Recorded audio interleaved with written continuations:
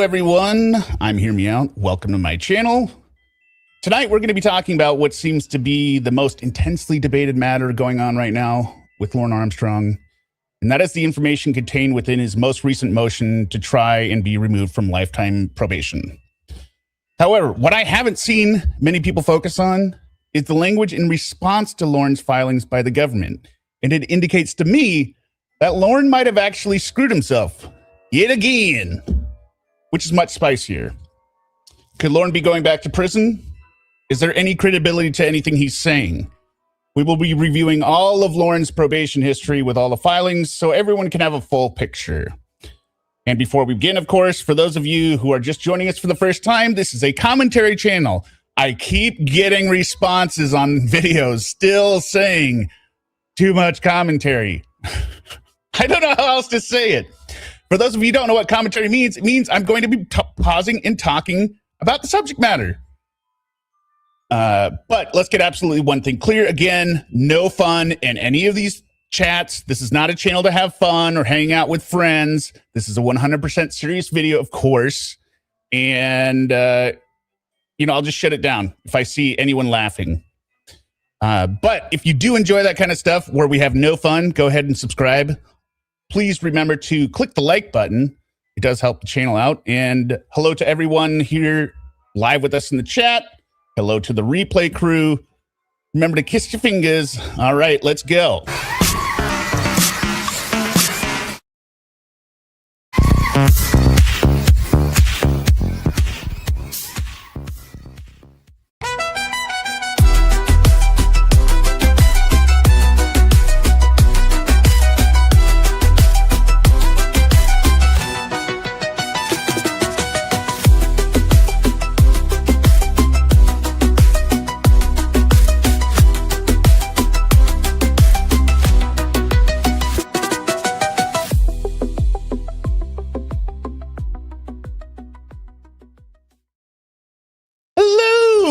And welcome.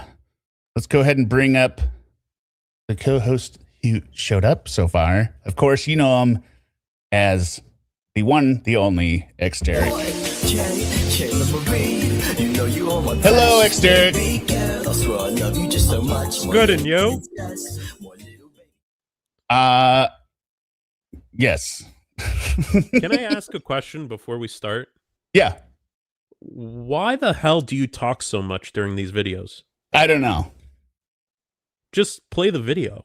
It's ironic. Well, this one isn't a video, it's documents, but it was ironic. The one I sent last night, I've been sending you guys screenshots. Like there's literally, It was the email call one from Sarah. I think it was call 17. I literally play the call with no commentary. With chapter markers.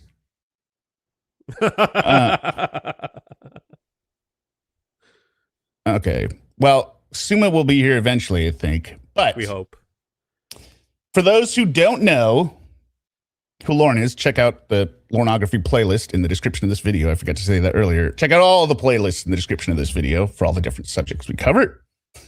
But Lorne, again, filed a motion to revoke or to get off probation in February, and a lot of people have been reading it. Now, it contains language about what he's doing that people are losing their minds over. I really don't think that's the focus of what makes it important, because, whoops, where's ExDerek? There he is.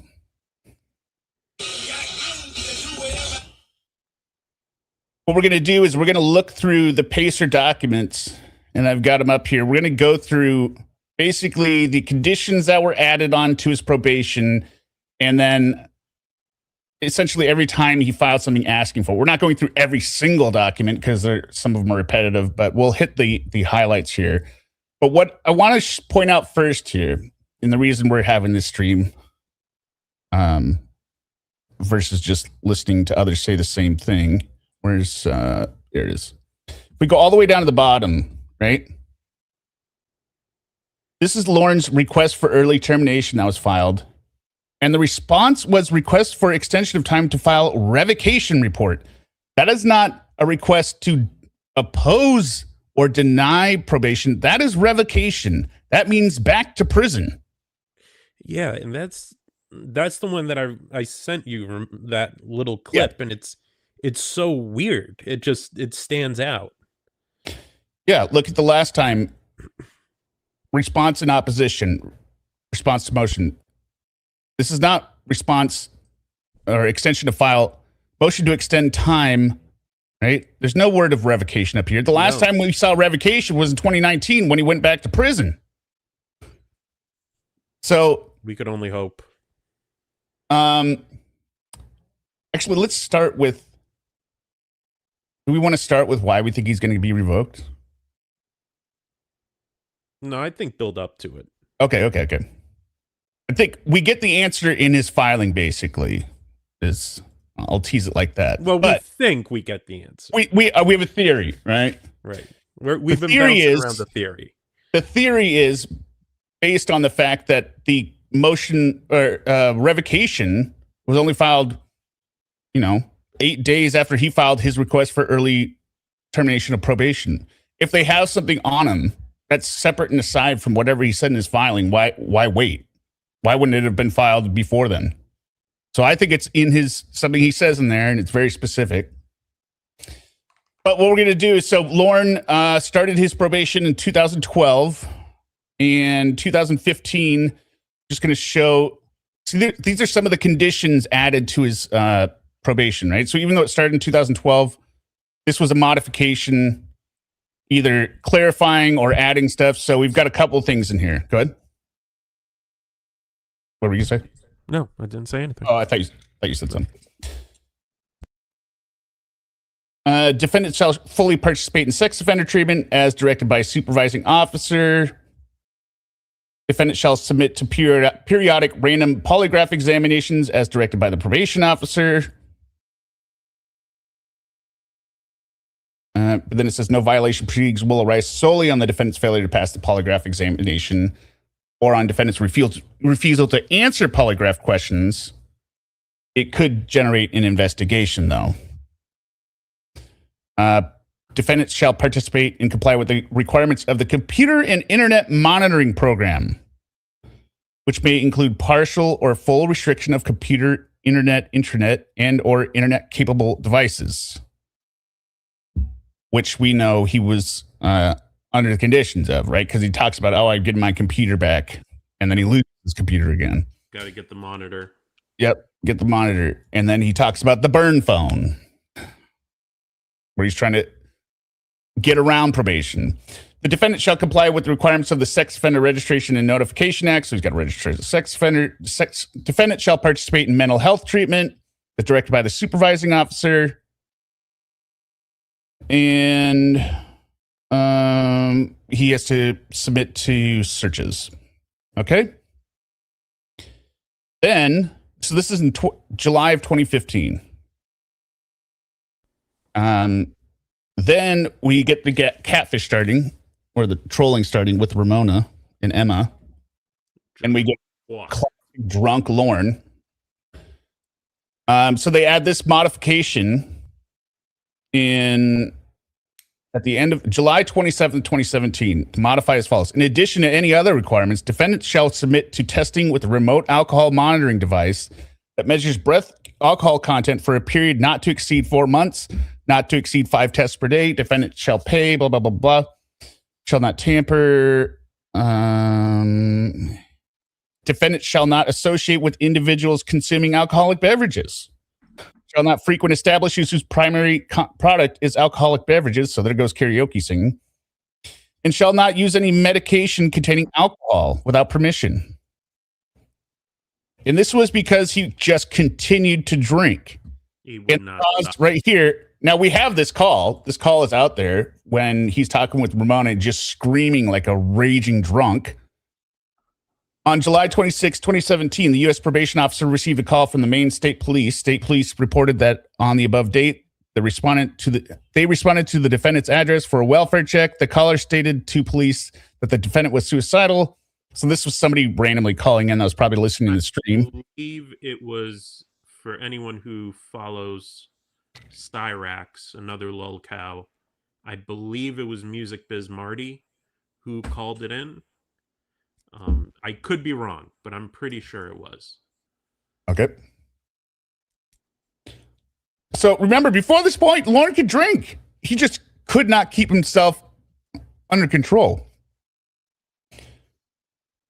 As state police responded with multiple open to the residence, it was observed through a window that the defendant was sitting in the house with multiple open cans of beer in front of him. Upon knocking on the door, the defendant was observed putting beer cans away prior to answering the door.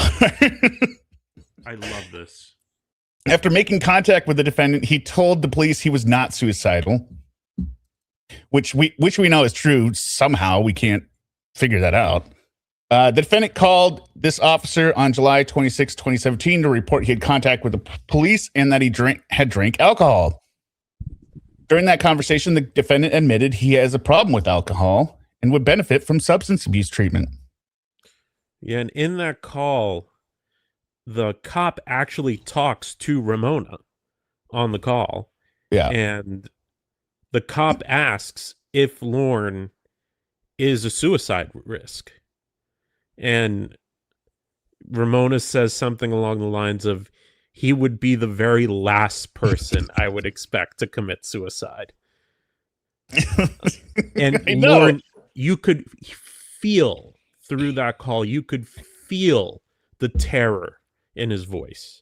Yeah, he was so nervous. I've had a few. I've had a few. I've had a couple. I'll be honest. I've had a couple. And he was so raging drunk right before. Yes. Seconds before. Do you know the name of that call? Fine, we can play a little bit of it. I can probably find it. I don't know if I have it downloaded, but it is a good one. Anyway, so now he's on alcohol monitoring, and he says he has a problem with alcohol. But then Lorne writes his first letter here. Do you want to read this? Yeah, sure. Since it's Lorne, is it big enough for you? Oh, that's what she said. I will use my Lorne voice. So this is 3 days later. Been a while. Oh, sorry. This is more than 3 days later. This is October 30th, 2017. This is the day before Halloween. Dear clerk of court, my name is Lorne Armstrong. I caught my charge of illicit unlawful sexual transaction with a minor in Bowling Green, Kentucky. I served 60 months incarcerated, misspelled that, and got supervised release for life and on the federal sex offender registry for life. I was also to take a sex offender treatment class. I caught this charge in 2007, stemming from the MSNBC television show To Catch a Predator.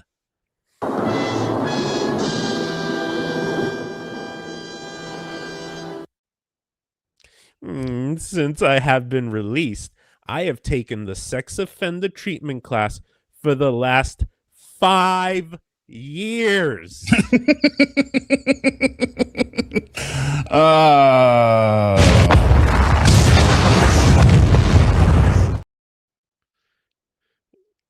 I have completed the book and all the assignments in it and have been finished with it for over a year. The counselor I had from the class refused to sign off on the last assignment because she wanted to see how I would be in a face-to-face relationship. The problem I have with that is, what if I don't want a relationship? Bullshit. And also, what does this have to do with what I was charged with? Well, Lorne, you had an online relationship with a minor. That's what it has to do with, right? Talking to people over the internet is a problem. And you were drinking the whole time. Go ahead. Sorry. And his answers in the book were nonsense. They were awful. Yeah, we went through them, right? They were ridiculous. We did go through them. They're terrible. They're the exact opposite of what you would want in the book. Since I have had a new probation officer, the government has changed providers for the sex offender treatment class. As of yesterday, I was informed that I need to take the class all over again because my new probation officer doesn't think that I have accepted responsibility. My response was, my response was that I accept responsibility for what I did, but I will not accept responsibility for MSNBC putting it on international television. Well, that's because you're an idiot. In my supervised release conditions, I'm also to have a monitor on my computer. When I lost my truck driving job, I tried using the internet to make money with online surveys for a week. So another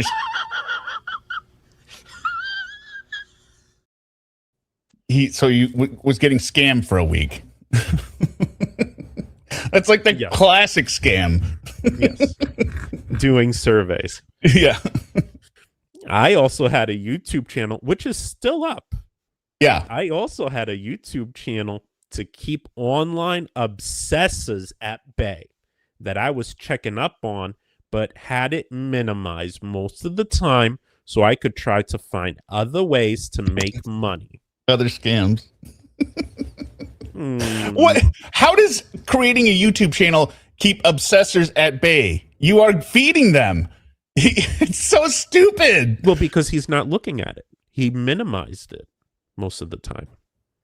Yeah, so he wasn't reading the chat 24/7. But if people are obsessed with him, creating videos of him will feed the obsession, not keeping them at bay.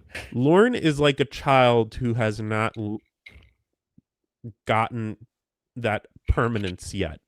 You know, Lorne believes if I don't read it, it doesn't exist.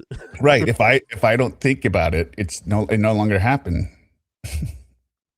My probation officer took my computer because they thought I was on the internet too much. I was doing nothing wrong. Therefore, I do not believe the probation office was justified in confiscating my phone and computer. Because of this, I have had to rely on relatives to help me look for jobs, which I now have a job again. Also, I was in a long-distance relationship with a woman that I had never met in person but planned to meet. The woman discovered me from obsessors from the internet and had gotten my phone number. She called me and we struck up a phone relationship that I was led to believe was an honest relationship.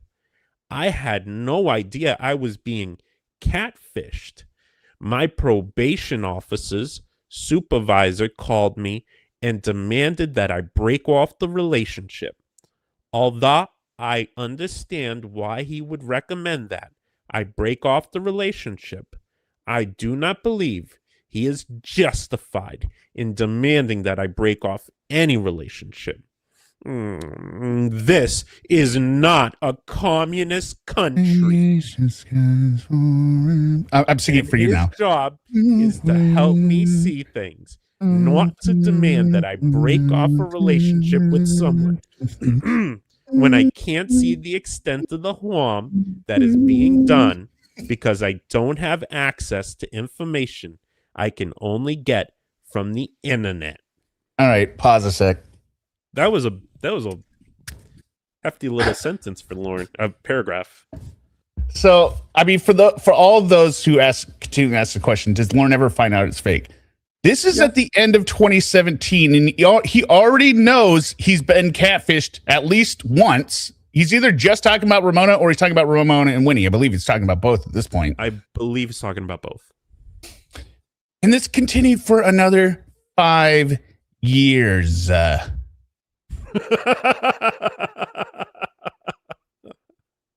the best part. This is how stupid this man is. And he's he's being defiant. The probation officers were right, saying you're being catfished. Break off the relationship.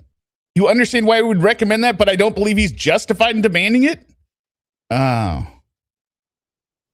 well, and there was Amanda James, and well, he would have already gone through Casey at this point, right? Because it would have been Emma, then Casey, then Winnie, because Casey was before Winnie.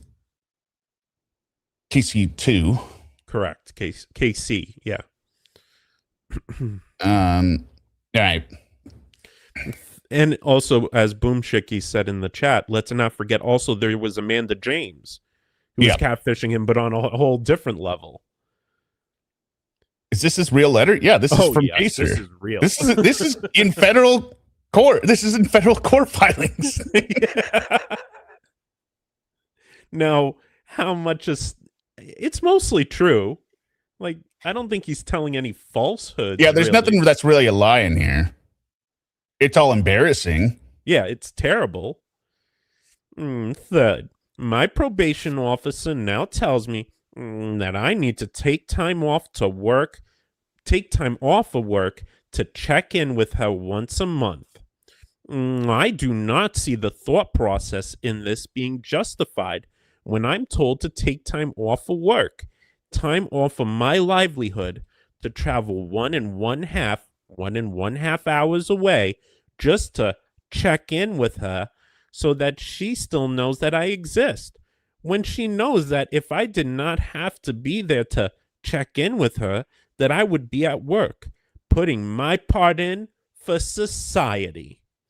Not to mention that my vehicle has 206,000 miles on it already, and I work on average over 60 hours per week. Bullshit. That's his biggest lie. That's probably the lie. I mean, he was driving truck, and that does take a lot of hours. But he was only driving within Maine at that point. Oh, here's Suma. Oh, Suma finished talking with other guys? Yeah, I guess so.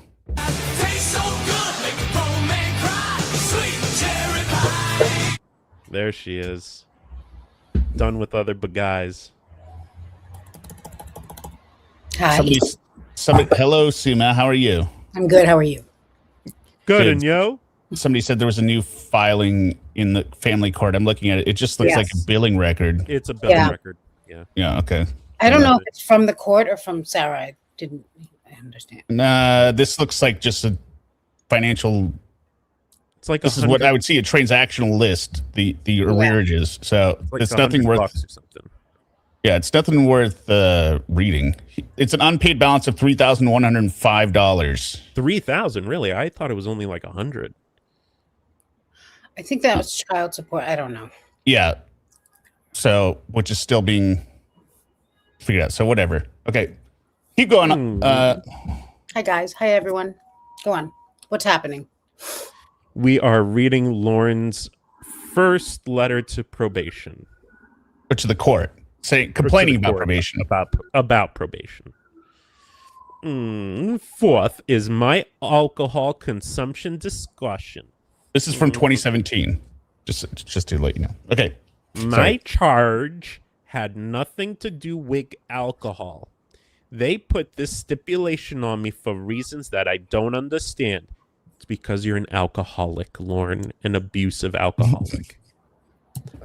I have had one DUI in my life that I was barely over the legal limit of .08 back in 2006. He drove into the side of a house. Sober. Well, he's going to include that. Don't worry. Drove into the side of a house, and he's going to claim he fell asleep. The reason I got this was because I did not want a relative walking home on the road drunk. I believed at the time that I was all right to drive because of the amount of time that had passed since I had my last beer. I drove him home, which was 25 miles away. Jesus. On the way back home, I fell asleep, went off the road and hit the concrete foundation of a house. That was when they could smell alcohol coming from my body perspiration. Okay. My blood alcohol content was 0.09878. Just a few sips. Yeah. I Hours. can never tell. It always sounds low to me, but I never know. I don't know what the numbers are. I know that's not low. I'm sure it isn't. But It's like 20. It's like 20% over the 25% over. okay, so it's not. It's a 0.08 is It's the over. limit. Yeah, it's Yeah. over. Not And a they beer also several hours ago, but No. and they did take this several hours later. right. And then there's that. He sounds like every single person who's ever stopped for a DIY and also DUI. DUI Yeah, or DWI. Yeah. Well, DW. remember, the purpose of him writing this letter is to say how much bullshit it is that they're restricting his alcohol consumption now. Oh, that's what it's about. He didn't want. He wants to be able. This is a petition to drink again. A motion to be able to drink again. Yeah. Well, no, it's a motion to review all of it. He doesn't like any of his conditions. I don't blame him. I Probation. wouldn't want them either. But I also like that he. This is typical and reminds me of Sarah Boone. Not only was he driving because he thought he had one beer so long ago, but he was driving to keep a loved one off the road. You see? Yeah. Not But just not a loved one from driving on the road, a loved one from walking. Yeah.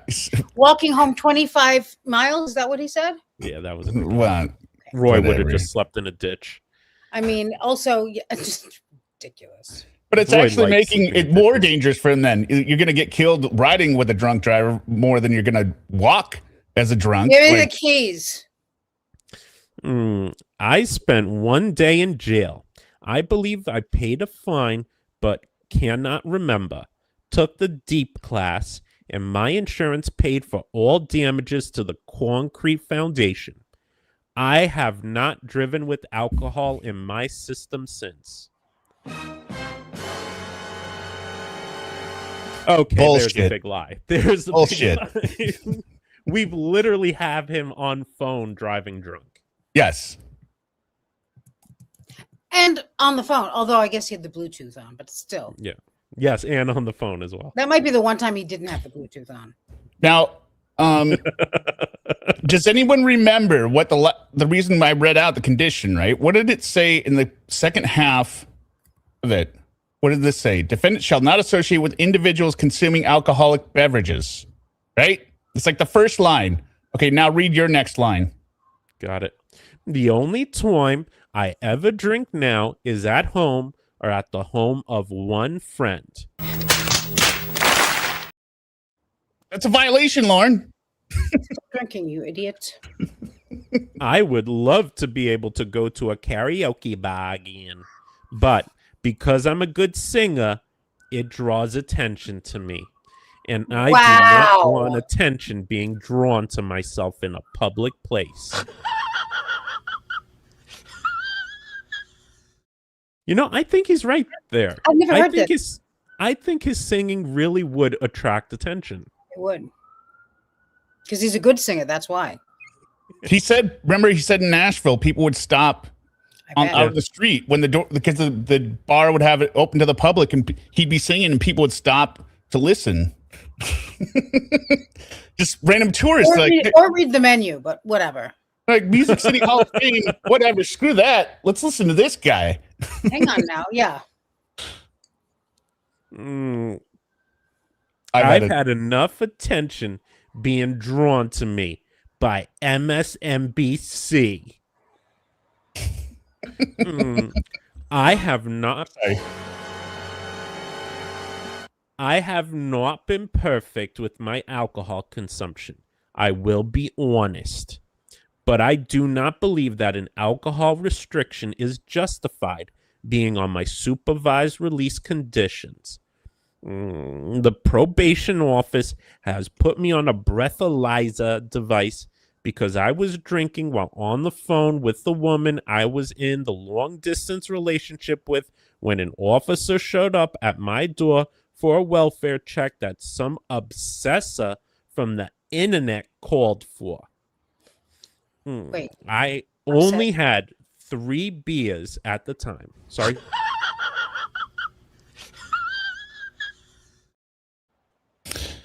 Well, I mean, we really have to find that call. It's like he is slaughtered, rage drunk. He has not had 3 raging. beers, and the officer testified, like wrote in there, Some could see him- obsessor? Oh, he means somebody who's obsessed with him? Is that what he means? Yeah. from the Yes. internet who was listening on the stream called it in. Got it. Defendant was sitting in the house with multiple open cans of beer in front of him, and then the defendant started putting away the cans prior to entering the door. And he's just such a liar when he's, I will admit, I've had a few. I've had a few. Right away, Mr. Honest.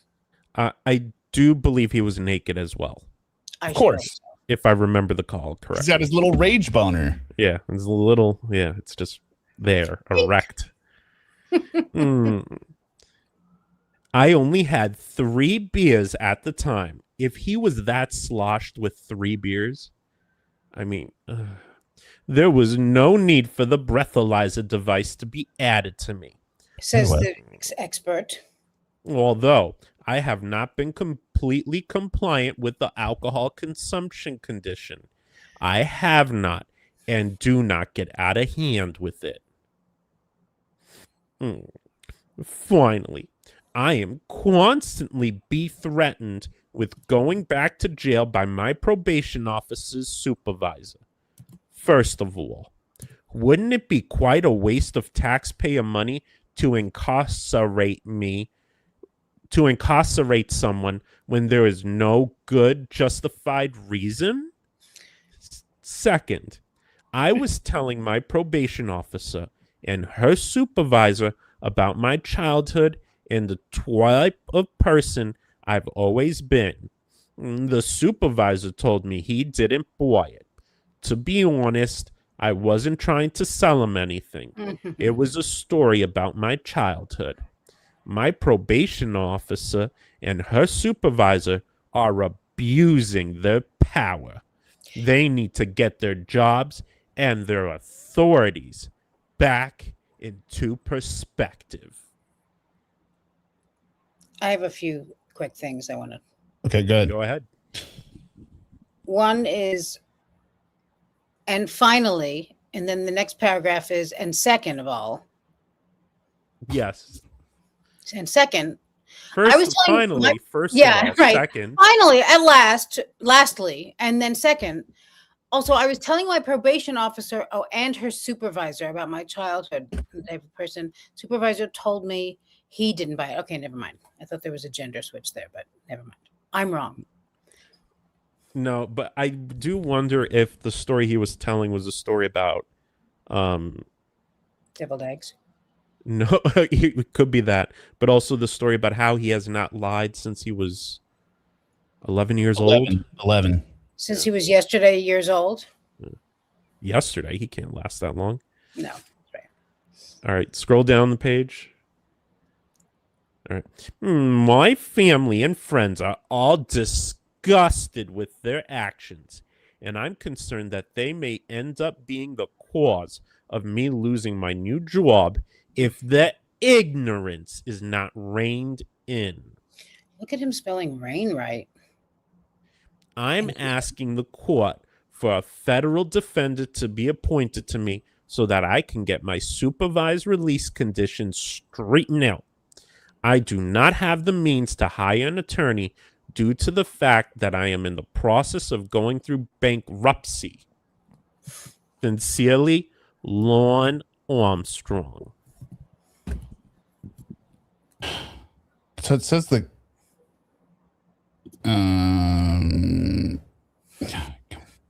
look on table of TCAP and it. I don't know.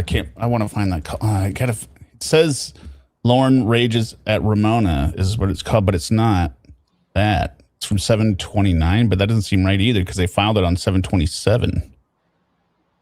Whatever. Okay, so that's basically his motion to appoint counsel. He I've files never heard that before. It's amazing. he files a financial affidavit showing that he's broke. So then they appoint counsel. Nothing happens. They update the conditions in July of 2018, and I don't have it here, but basically it's just updating the condition of the internet monitoring to comply with the current language, right? And I point that out because every time there's a change of condition, there's a petition and an order, meaning unless we see a petition where he doesn't have to follow the internet monitoring anymore, it's still there. So then, of course, our man Lorne, unfortunately,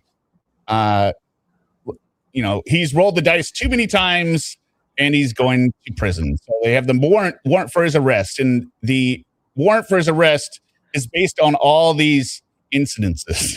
So I'm impressed that they follow up on this shit, honestly. Well, I mean, this goes back to 2015, and this is 2019, so I would say they're not exactly keeping them really that straight. Well.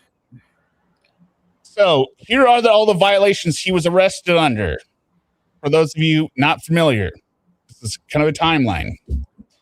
Violation of condition number 7, the defendant shall refrain from excessive use of alcohol. On September 15, 2017, during a home inspection, U.S. probation officer Mitchell Oswald observed Armstrong consuming alcohol. He admitted consumed 4 beers, 8 empty beer bottles were observed in the residence. On October 7th, 2015. So this is Hear 3 me weeks out. later. Yeah. Sorry. I was just on mute. I found the video. I sent it to you. Put up a guy. Do you know where he's raging at? It's a 50-minute video, and he's raging pretty much the whole time. 1 second here. Why don't you read these while I do something and try and find. Okay. So 3 weeks later. Which one are you up to? This is still under the alcohol one. This is not Lorne voice, so I'll use my regular voice. Probation. Feel free. I mean, I can. Why the hell not? On October 7, 2015, Armstrong reported to the sex offender treatment meeting while under the influence of alcohol. That's a hell of a choice. Yeah, that's a look. Later admitted to the treatment provider that he had consumed 3 beers prior to attending treatment. It's always 3 beers with him. Yeah, does 3 beers even get you drunk? Well, Bud Lights? I don't know. I don't drink. I don't drink beer. Why don't you let him know? Remember, why don't you tell him what his original cover story was? Oh, about the fruit juice. Yeah. Because he claims he was not drinking. What happened was he had drank fruit juice a while ago, and that fruit juice, fermented in his mouth, basically. Pruno in his stomach. And they smelled basically fermented fruit juice, which is like liquor or alcohol. I love how he thinks he's a doctor. Oh, he is. He's Dr. Armstrong. Yeah. 2. Wow. Violation of special condition added through a modification on October 9, 2015. Defendant shall not use or possess any controlled substance, alcohol, or other intoxicant, and shall participate in a program of drug and alcohol abuse therapy to the supervising officer's satisfaction. This shall include testing to determine if the defendant has used drugs or intoxicants. Defendant shall submit to 1 test within 15 days of release from prison and at least 2, but not more than 120 tests per calendar year thereafter, as directed by the supervising officer.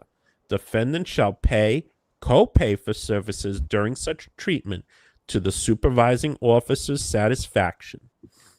Defendant shall not obstruct or tamper or try to obstruct or tamper in any way with any tests.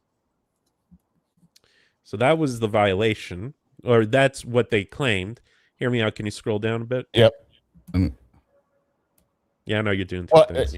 That's one of the violations. Oops. Shoot.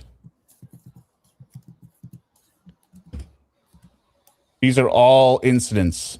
So here are the violations. Scroll down a bit more. There. Perfect.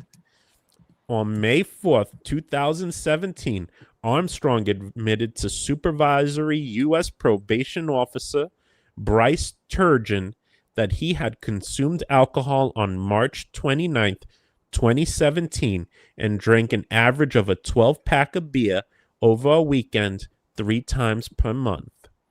On July 26, 2017, you just got rid of the page.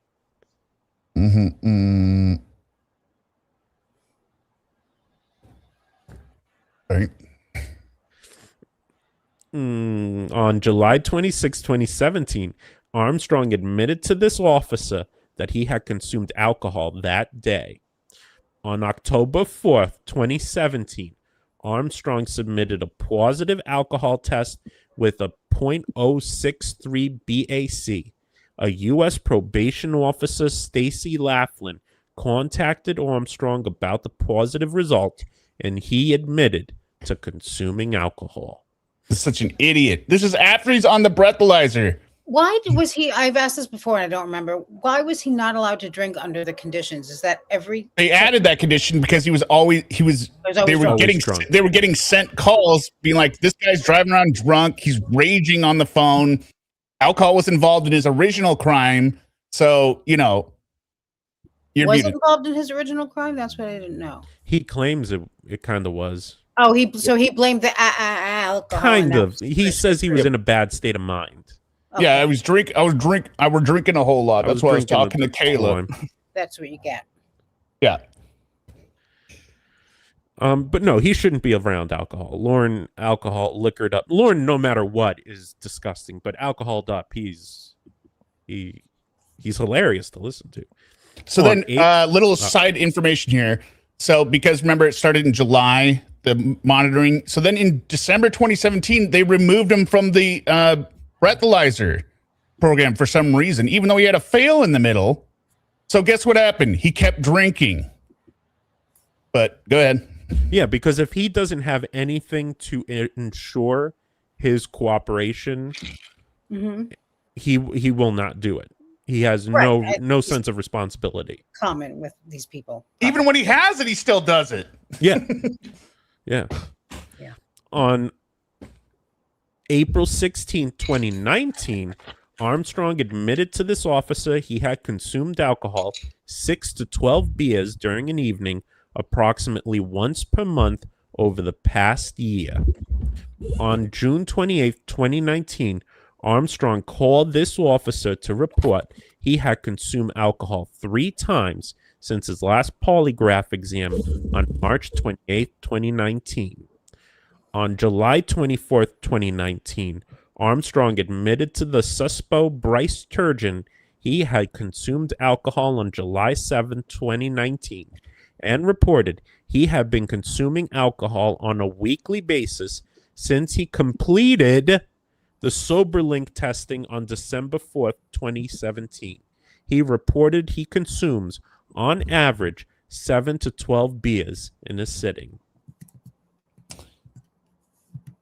All right. Violation of Condition 3. Violation of special condition added through a modification on July 28, 2017. In addition to any other requirements. I guess I should explain. So up here, the original thing was like, he's not supposed to have booze.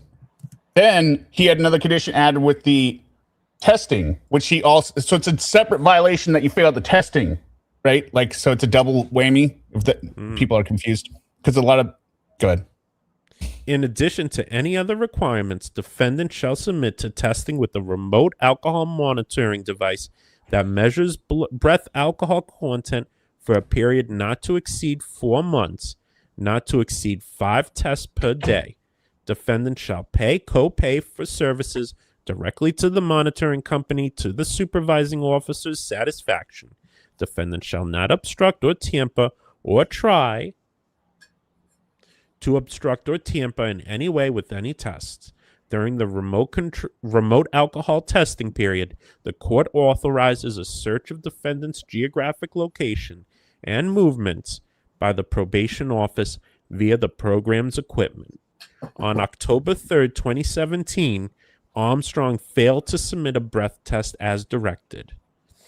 On October 6, 2017, Armstrong failed to submit a breath test as directed. All right, condition number 4. In violation of special conditions added through a modification on July 9, 2015. So this is the internet monitoring. Mm-hmm. Defendant shall participate and comply with the requirements of the computer and internet monitoring program, which may include partial or full restriction of computers, internet, intranet, and or internet-capable devices, and shall pay for services directly to the monitoring company.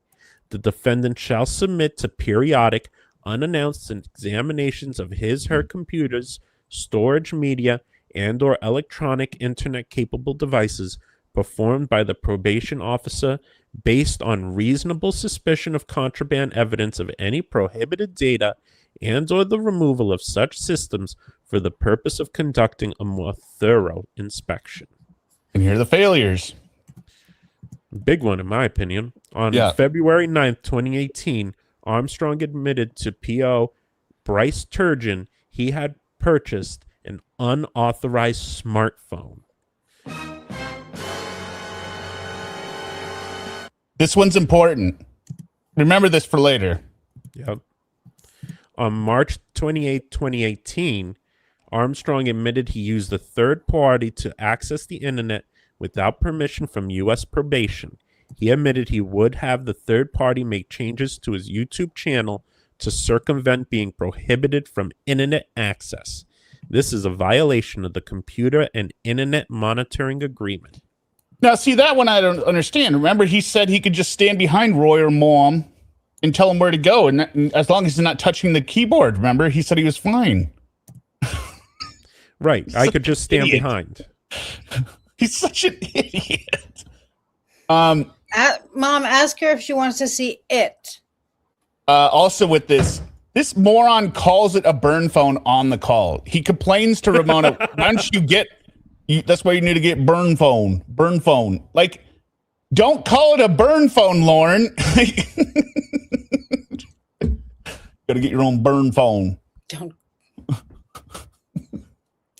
Condition. Oh, go good. What were you gonna say? I was just gonna say that a rendition of LL Cool J's "Don't Call It a Comeback" just came to me, but with "Don't call it a burn phone." Yeah, don't call it a burn phone. Condition 5. You only need to read the highlighted portion here. All right, let's do this. Violation of special condition added through a modification on July 9, 2015. Defendant shall fully participate in sex offender treatment as directed by the supervising officer.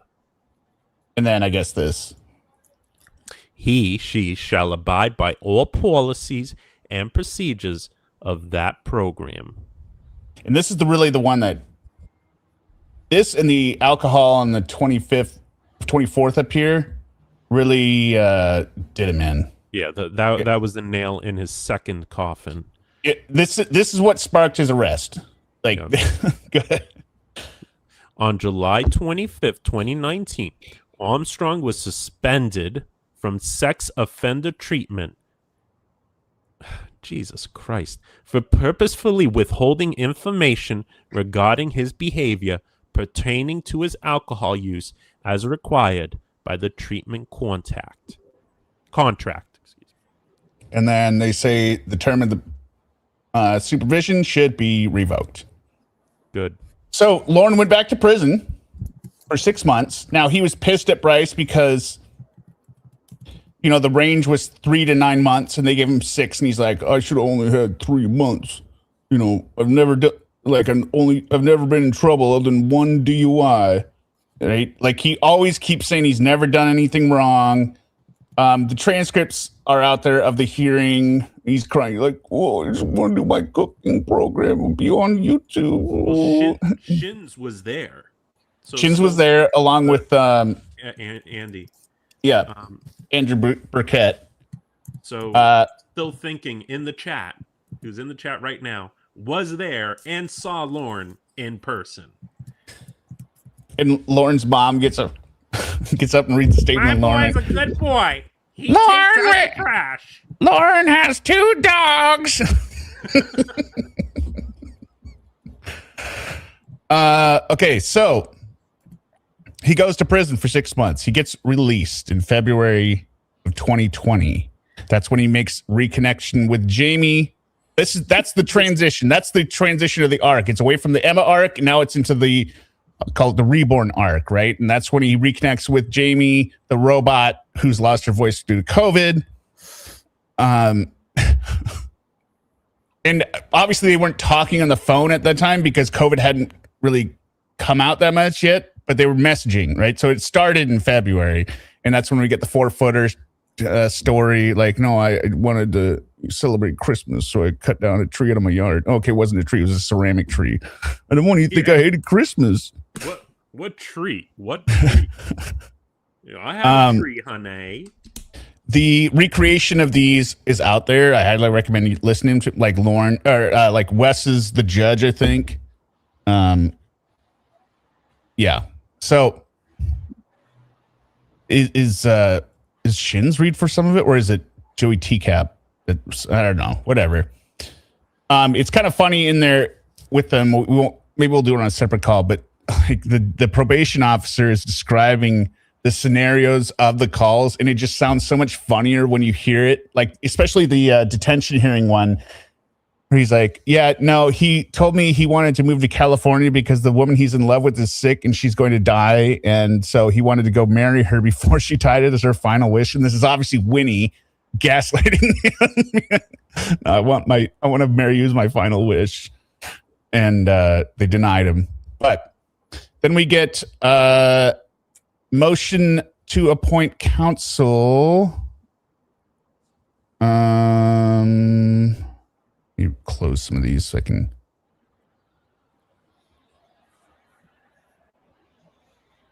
get this further over. Okay. So he writes in this. Good. This is January 2021. So actually, for those who are interested, this is right before the Jamie arc starts. That Jamie arc playlist I have on here, or I've shared before, the 2021 disaster arc, the one that starts with like, "Will you be my Valentine?" The one we listened to on Valentine's Day, and he's all butthurt that Valentine. yeah. So this is 3 days before then. So good. Dear clerk of court, my name is Lorne Armstrong. I am on federal supervised release. I would like to ask for an assistance of counsel be appointed to me to review the status of my supervised release. If I may be so lucky, I am requesting Attorney James Nixon. Poor James Nixon. Lorne Armstrong. What made him request him? Because he's been his attorney before. He just keeps requesting James Nixon. For years. Poor James Nixon. He's still requesting James Nixon. No, to this day. If it ain't broke, why fix it? Okay, so then if this makes sense, if you listen to that arc when he's going and talking to Jamie, and Jamie's like, I'm not going to talk to probation. We're not dating. I'm not on probation. And then he has a call with Jamie being like, well, I'm going to meet with my lawyer. You know, I'm just so fed up with this. Right. And then he has a meeting with the lawyer and probation, and they're basically like listing all the things. And the lawyer here discusses the result of that meeting, but it's apparent at the end because we hear him talking to Jamie and he's saying like, oh, that was rough. Basically, you know, if you don't identify, then we can't be together. And then she's like, okay, well, I'm sorry it came down to this. And he goes, all right, call me if you change your mind. And then an hour later, he calls back like, Jamie, we need to talk. I talked to probation. We can be together. Right? And she's like, no, we're not getting back together. The name of that call is It's Mutual, for those who want to know. So this is from his attorney, January 26, 2021. Dear Madam Clerk, I'm writing by way of status report in connection with the above case. On 1/22/2021, we conducted a status report. Is that how they? He's giving a status report. Like Okay. the court asks, "Hey, what's the status? Okay. You know, you've got this open matter. What's the status? We want to close this out if you're not doing anything." Okay. On one, I mean, they would write it. I don't think they had written it, but he's writing it proactively. Be like, now It's the wording of it that I've never. Yeah. That I'm not familiar with. We conducted a conference call with my client, his probation officer, and his sex offender counselor, Sean Rogers.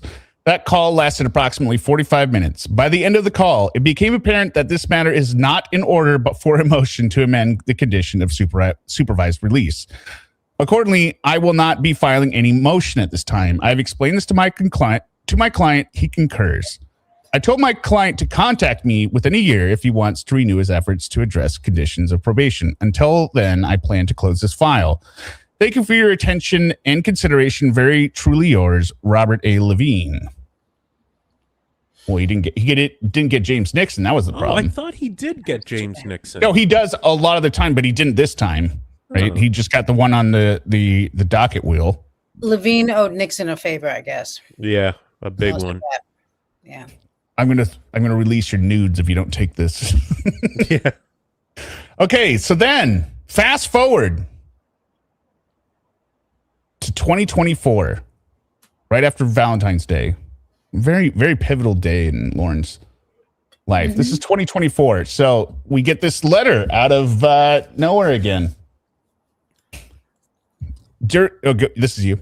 I got it. Dear Clerk Court, my name is... Stop. I messed it up. Okay, something else happened in between here. At the end of 2023, there started being all these rumors about Lorne. I mean, it was a lot of bullshit that was out there being like, oh, this is his wedding registry. But it was joke stuff on there, like ham cubes and like baloney. Right.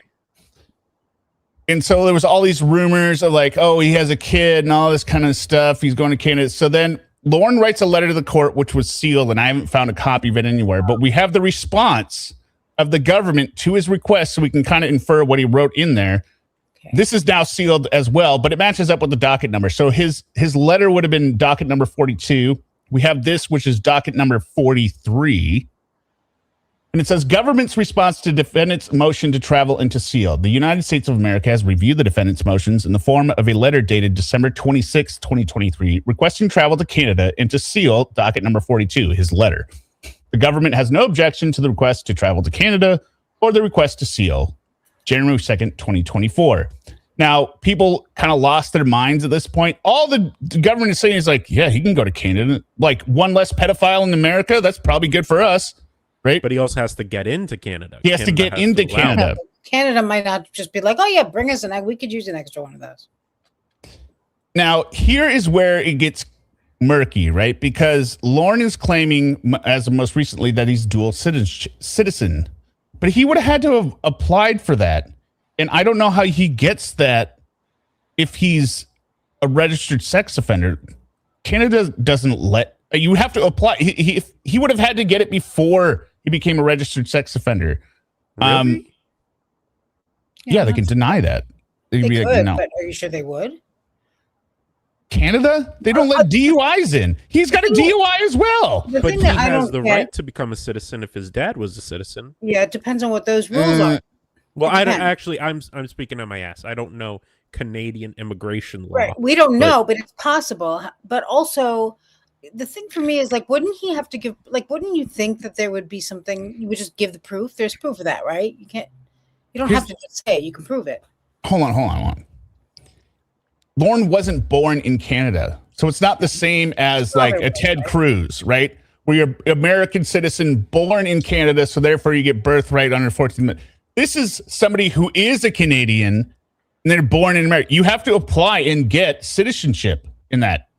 What do you mean, is a Canadian and born? You mean his father? His father was Canadian. Right, and born here. But Lorne was born in America. That gives he's Lorne American. I mean, Lorne, his father is Canadian and Lorne was born here. I understand it. That's not hard to understand. But I was born in America and I got my dual citizenship with another country. It depends on the country. And did you have to apply for it? No, it was a right. I just had to go to the consulate, do some paperwork. Yeah. What was Colombia, or I don't know, like you know. Colombia. If it's your right, But is it's, that- but you're you're- right in some countries. Like, But if, are your sorry, I'm talking over Suma. I lost my question. No, a second. Go ahead. no, that's okay. No, It's no, just no, that it depends on the country. Sometimes It if one of does. the parents is born somewhere else, it's automatically you're in. Yeah. And it used to be that way for Italy as well. It just changed a Yeah. lot in the past few years. Yeah, I recently heard about that too. Maybe from you, I don't know, but Were you? But what? So some one don't of your do dual citizenship at all. Some countries. but one of your parents was dual citizen then, Colombia and American or whatever, or at Well, least it partly doesn't- Colombian. So that's where it gets really rocky. So Right. for Colombia, it doesn't matter. My mother was a Colombian citizen. She got her dual citizenship with the United States. Still was a Colombian citizen. Then she was born there, right? And Mhm. then here, I was born in America. I'm an American, but I decided I also wanted my Colombian citizenship. This was Why many not? years ago, and As you do. it was simple process. I just went to the consulate, and I brought my mom with me as Okay, proof. right. And You her had to birth go there. You had to certificate. do something. It wasn't automatic. That's what I'm saying. It wasn't automatic, but it wasn't difficult. But I'm it sure was because they literally ran. Oh, good. like You it had was to do literally like not even an hour process. Okay, but I'm sure they did a background check on you, didn't they? Maybe not. Well, you get fingerprinted, but all Colombians get fingerprinted, so that doesn't really Well, count. Colombia's Yeah, listen, also, Colombians can't have that doesn't even make any sense. If you're a Colombian, they're not doing a background check on Colombians. That's ridiculous. Well, no, Colombia's also different because they have it written into their constitution, citizenship stuff. Like you cannot be extradited. Like that one lady that killed her husband, but then they found the loophole. Like, no, she renounced her Colombian citizenship when she became an American. Yeah, and they're you like, can go do ahead, that. I take her. can renounce it, but Yeah. Also, if it's there, if the law is that if a parent was born wherever it is, that country that you're looking to, and that you can get citizenship, they can't. Background check doesn't matter. That's the law. it's the law. I don't know. Well, whatever. We're telling you. However, this is sort of all a moot point because of something Yeah. else that comes later. Yeah. Okay. So, anyway, And also, you're wrong. Don't say, I don't know. We know. We're telling you. Well, we So- don't Oh, I know said about I don't know. Canada, though. We don't know Canada. No, Canada, we don't know. That part we don't. Canada is very strict on felonies for foreigners, right? for They- tourists, but what about for a citizenship? That's what we don't know. Well, whatever. The point of this whole thing is probation said, yeah, you can go to Canada if you want, if they Right. let you in, Paperwork, right? That was it. Now, people were losing their minds of like, how can they let him go to Canada? Now, my position at this time was, okay, if Lorne is able to go to Canada, Bye-bye. right, for whatever reason, and he's able to get in, that's Lorne's dream. Lorne's dream is what are the motivations of Lorne? The motivations of Lorne are to have physical contact with another woman, right? To have sex, to meet a girl. So if he's able to go to Canada and have sex with a woman, probation isn't prohibiting him from doing that anymore. So like it didn't make sense when we had this next filing. So this was James Nixon after he got appointed counsel. I'm just going to scroll through. I'm not going to read this whole thing, right? So this is his application to get off parole early in May of 2024. Some of the stuff, I'll read the highlights here. June 30th, 2008, Mr. Armstrong was sentenced by Honorable Thomas B. Russell, U.S. District Court for the Western District, Kentucky, to 60 months imprisonment and lifetime supervised release. He was also on federal probation and federal registered sex offender. During Mr. Armstrong's decade plus of supervised release, it appears from a review of the docket that he has only come once before the court for a hearing on petition to revoke. That occurred 4.5 years ago. That petition and the admissions that flowed from therefrom predominantly involved Mr. Armstrong's impermissible use of alcohol. For those violations, Mr. Armstrong was sent back to federal prison for a period of 6 months. Mr. Armstrong has not personally appeared before the court since October of 2019. As of this writing, there are no currently pending petitions to revoke. He has maintained a straight line and he has not been back before the court. Counsel is unaware of any instances of Mr. Armstrong causing problems for the probation office or of him being dishonest with probation. There have been no additional allegations of misconduct around his use of... Oh, wait. You can't see what I'm reading. I was waiting for you to pause to ask that. Sorry. Being dishonest with probation. There have been no additional allegations of misconduct around his use of alcohol or his use of the internet. This, quote, straight line has been maintained for more than 4.5 years. Oh. Mr. Armstrong no longer appears to be bumping up against the guardrails that supervised release is meant to provide. Then we get this. In the meantime, Mr. Armstrong has become a father. So he's been bumping up against something. Mr. Armstrong intends to relocate to be with his baby and the mother of his child. Now, this is 2024, right? We've already had this before of like the rumors of a wedding registry and he's fathered a baby and all this kind of stuff. And that was my whole response. 2023? Was that a year prior to that? Yeah, prior to this, right? Well, the end of 2023. This is the middle 2024. Okay. All these rumors are coming out. So it sounds to me like bullshit just being spread out there by Trashley, the preparate from Canada, the Canadian, who's having sex with Lorne, sleeping in his bed. And this is where people really get heated. And we'll touch on this. We'll touch on this 1 second. Like, I mean, let's get this out of the way. The debate of, did Lorne have sex with Trashley? Has he had sex? Could he possibly be the father of a child? Why don't you guys state your opinions? And I will, or you want me to state mine first? No, I'm fine to go first. Okay. We don't steal my opinion. We act as if, I'll try not to. We act as if it's impossible for him to have sex. And to my knowledge, it's not impossible. I do believe up until this point, he has not had sex. Or if he has, it's been with a lot lizard and he barely remembers it. Or he fumbled around drunkenly and had half a sex. Mm-hmm. But I don't think he ever had truly meaningful, deep connection sex up until this point. Now, from this point, do I believe he's capable of having sex with her? Sure. Is it possible that a woman would so not value her worth and life that she would allow Lorne to have sex with him? Yeah, I think that's possible. So it's disturbing to think about, but I can't say it's impossible unless, his Mr. Penis got cut off. So that's my opinion. So do you want to go next? There are a lot of very disgusting, stupid people who have had sex and who have had children.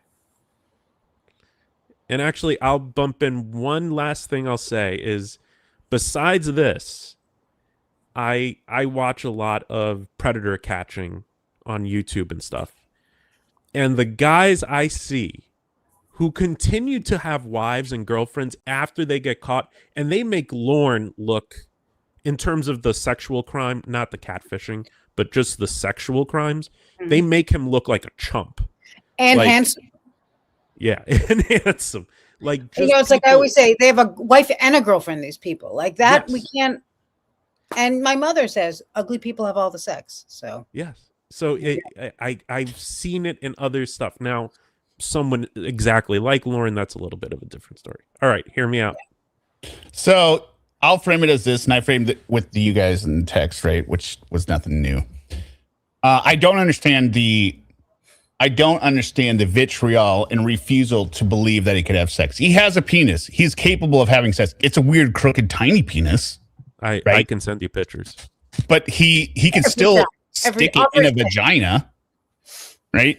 And the idea that there aren't disgusting women out there is, I mean, this woman, we already have video proof that she's hanging out in his trailer, laying on his bed, sitting in the truck, and she's enamored with it, which is already disgusting enough. Why would anyone want to be in that place? right? So there's obviously something wrong with her. But the whole virgin thing, it's funny. The virgin thing is funny because of the stuff he did when he is obviously a virgin. He doesn't know how sex works. He's a 37-year-old virgin who falls in love with a 13-year-old decoy. And he does, every time he describes sex, he clearly is lying and doesn't know what's going on. That's what makes it funny. Not the fact. It's not the fact that he is a virgin. It's the fact of what he says in combination with him being a virgin. Right. So I agree. Just him being, having sex doesn't really matter to that. That will always be funny. It doesn't take away from it earlier. Like, oh, somehow he had sex and now everything else is not as embarrassing. It's very embarrassing. Yeah. Things only get more embarrassing when sex is involved. But the fact that he's now claims to be married and has a second child along the way. I mean, Lorne is stupid, but Lorne, if this woman is hanging out with him, the woman is hanging out with him. There are a lot of stupid people. The woman left her husband. And the reason I doubted this before was because I was like, well, but if he was off probation, this is what he's everything here in this sentence is what Lorne wants. Why is he worrying about probation?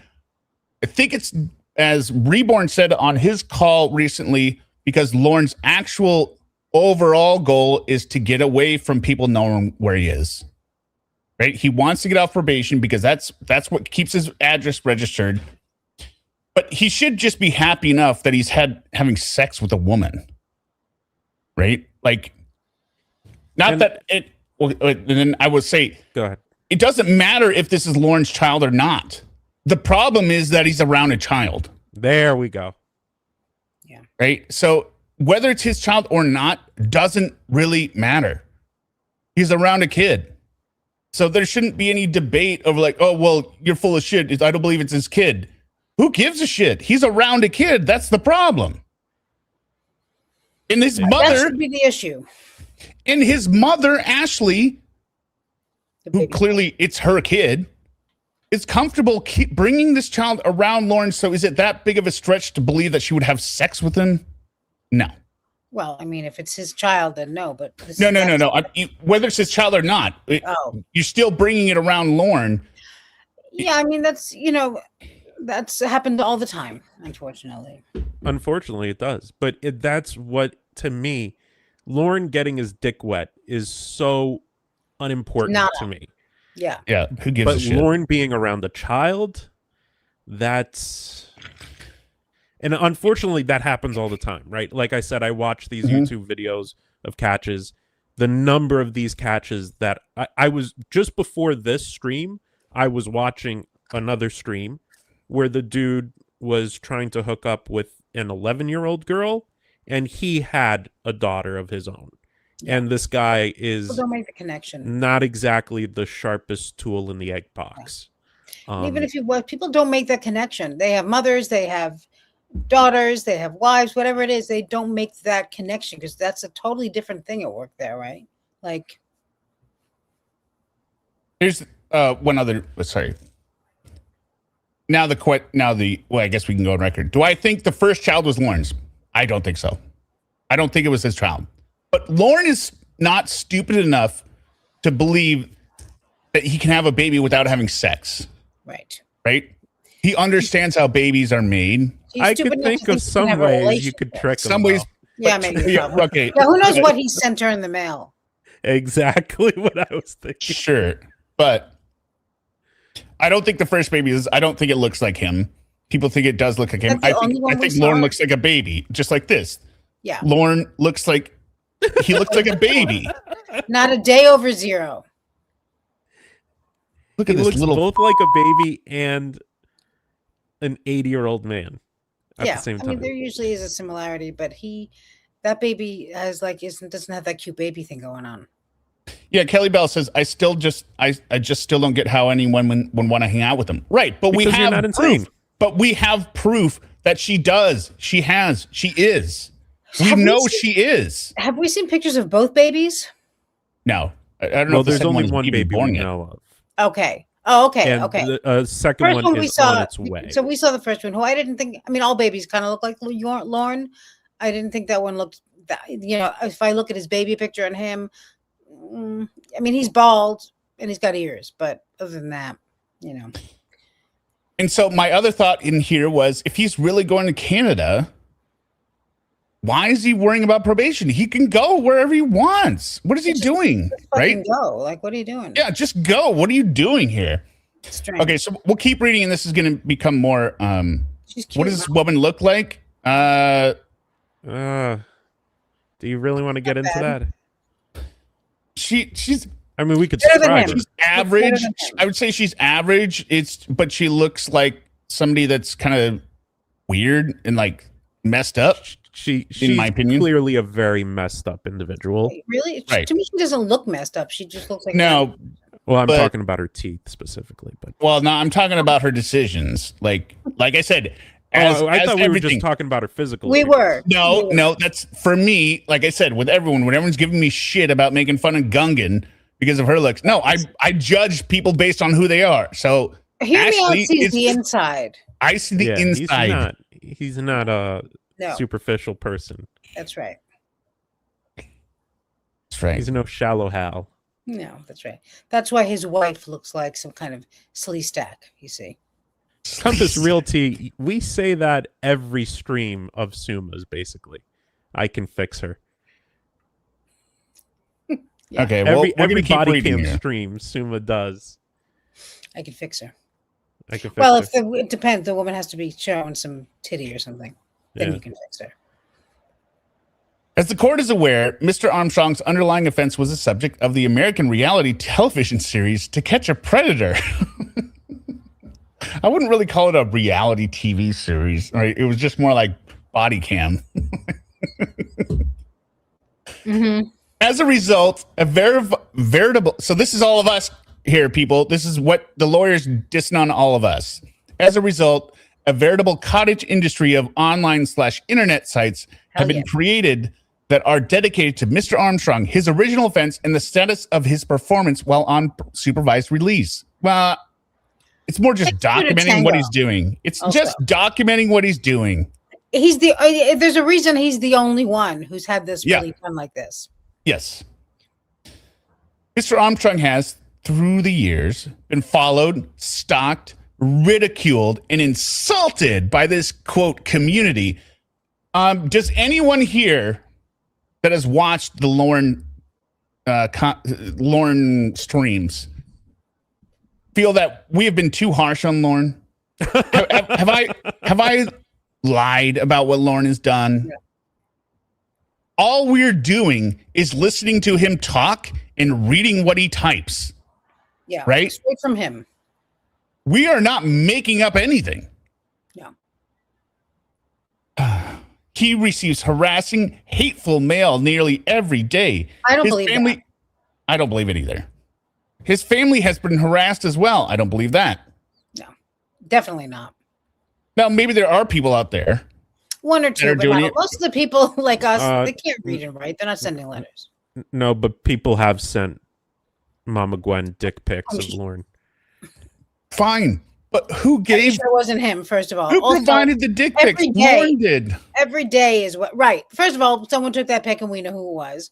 And also, every day is a very skilled photographer is who it was. Yeah, someone who can look down. But here's the thing. Lorne gave unsolicited dick pics to a minor that he thought was a minor, right? Yeah.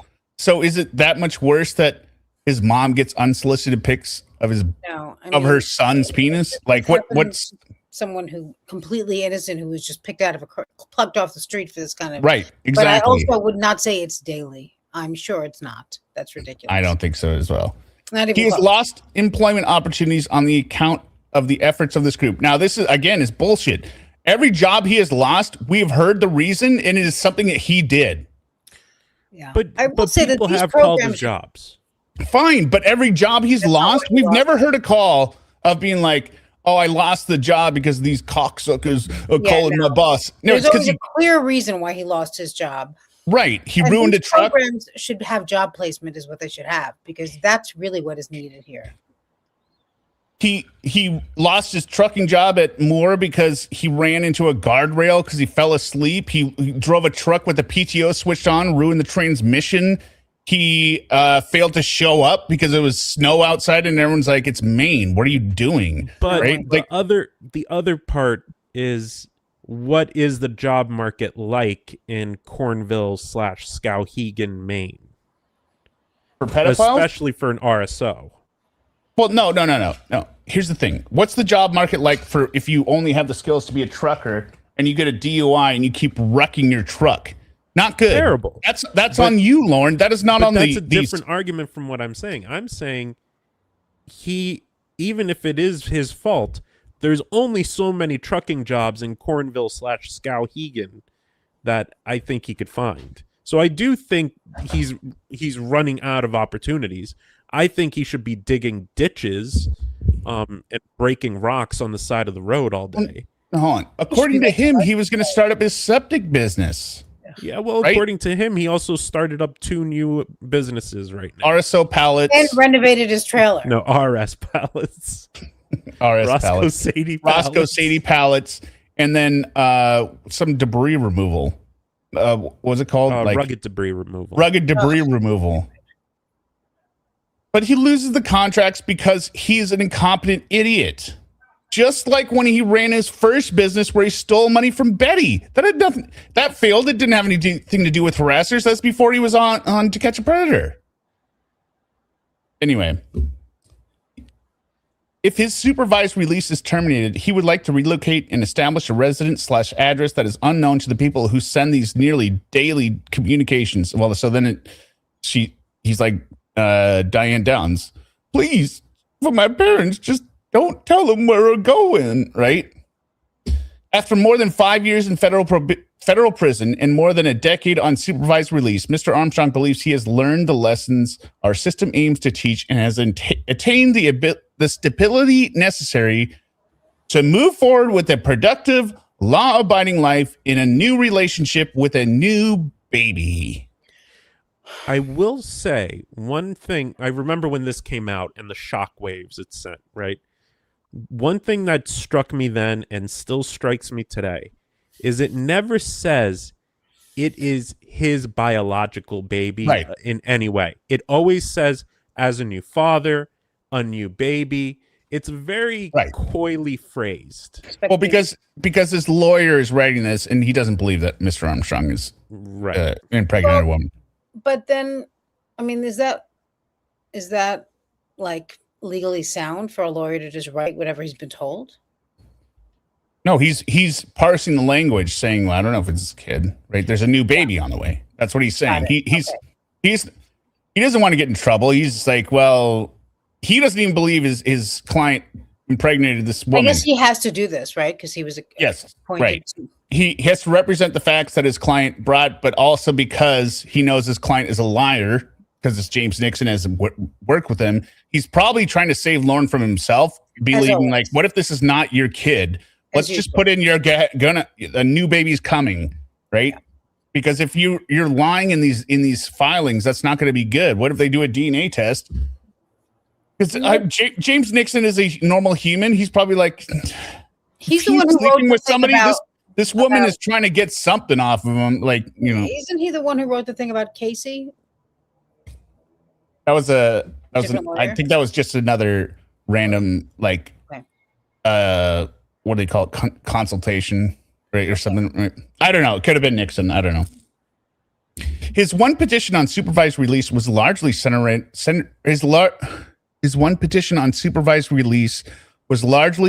around his drinking. He has had no court involvement for more than 4.5 years.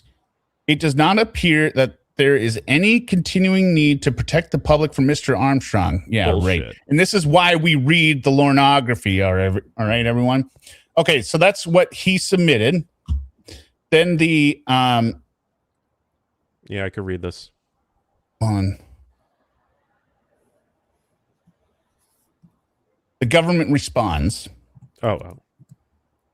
To that, saying the government generally, this is probably one of the longer ones. I'll just power through it. The government generally defers to the view of the U.S. Probation Office in these matters, and today it learned the position of the USPO is as follows.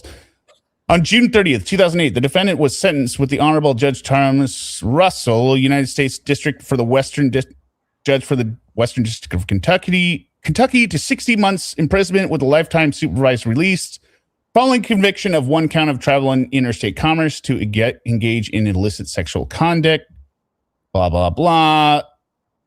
On October 1st, 2019, the defendant appeared before Honorable Judge A. Woodcock for revocation hearing. The defendant admitted to violating 4 conditions of supervised release.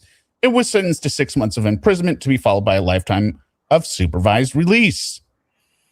On February 5th, 2020, the defendant began his second term of supervised release in the District of Maine. Since that time, the defendant has participated in sex offender treatment and begun working at his own business recycling pallets. So he's participating in sex offender treatment according to them, right? So he's doing something, right? So of the violations for the revocation that's coming up, it can be one of the, right, if he stopped going to treatment, but they're saying he's going to treatment. There have been no instances of noncompliance that have necessitated court notification.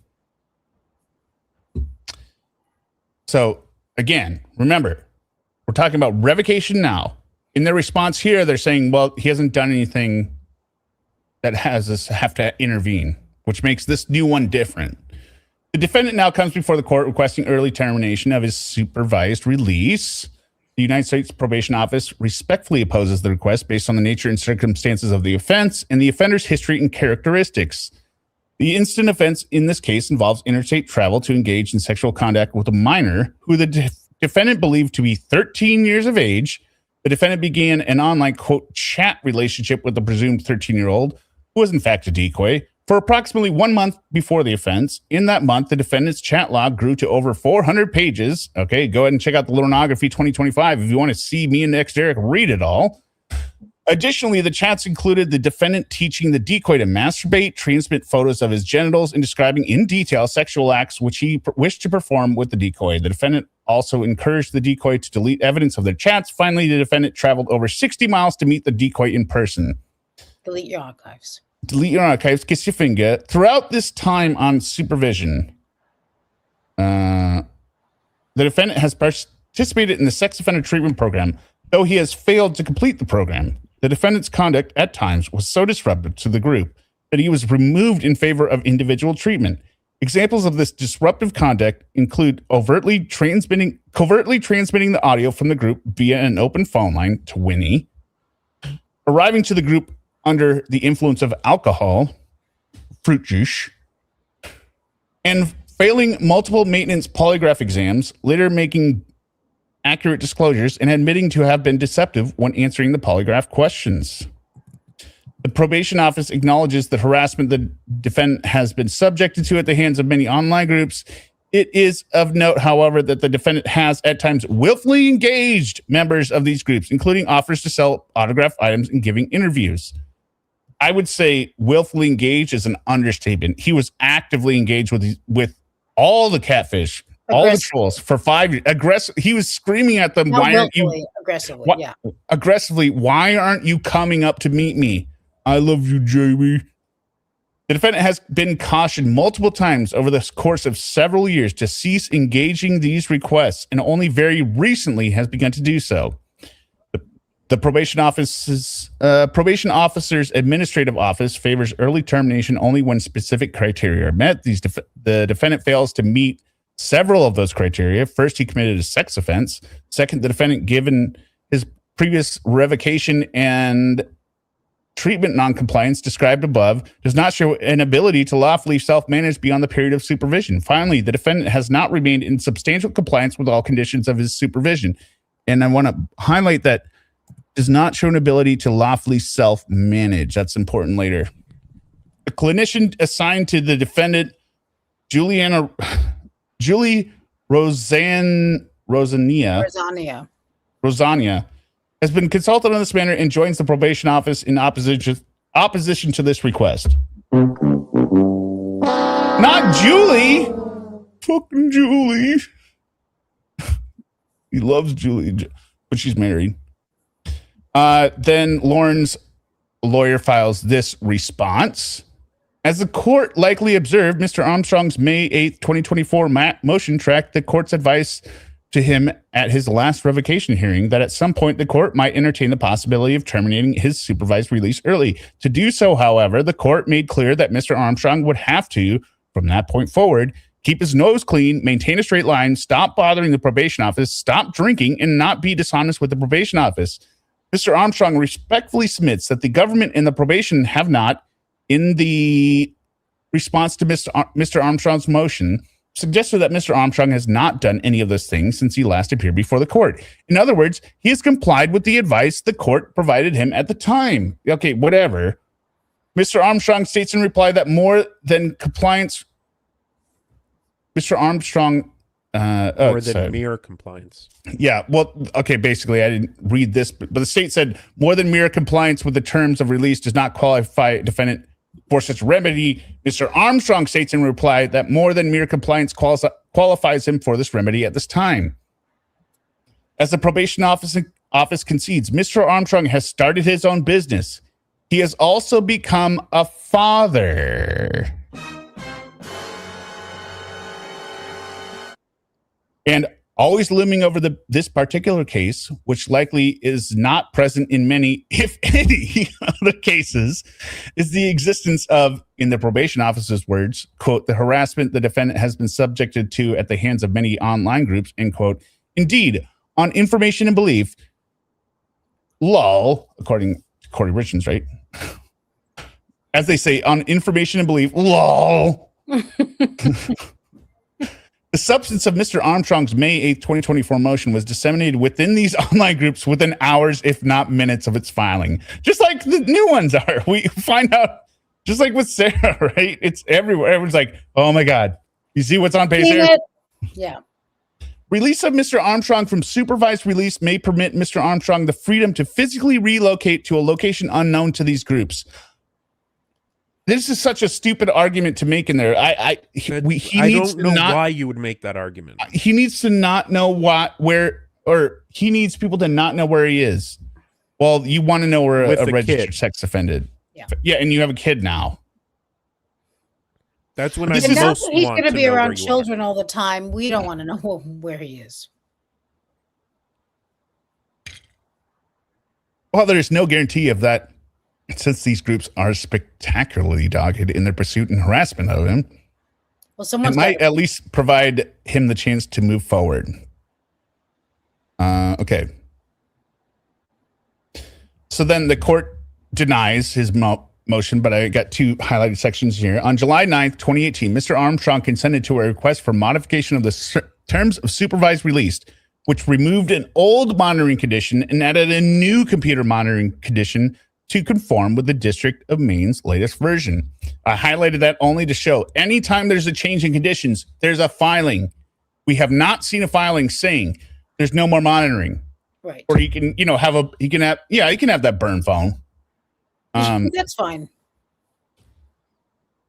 And then I got this highlight. During the 3 years plus his release from his last incarceration, Mr. Armstrong has been under the close scrutiny of the probation office with restrictions against internet access and alcohol use, contact with minors under 18, and requirements of alcohol and sex offender treatment.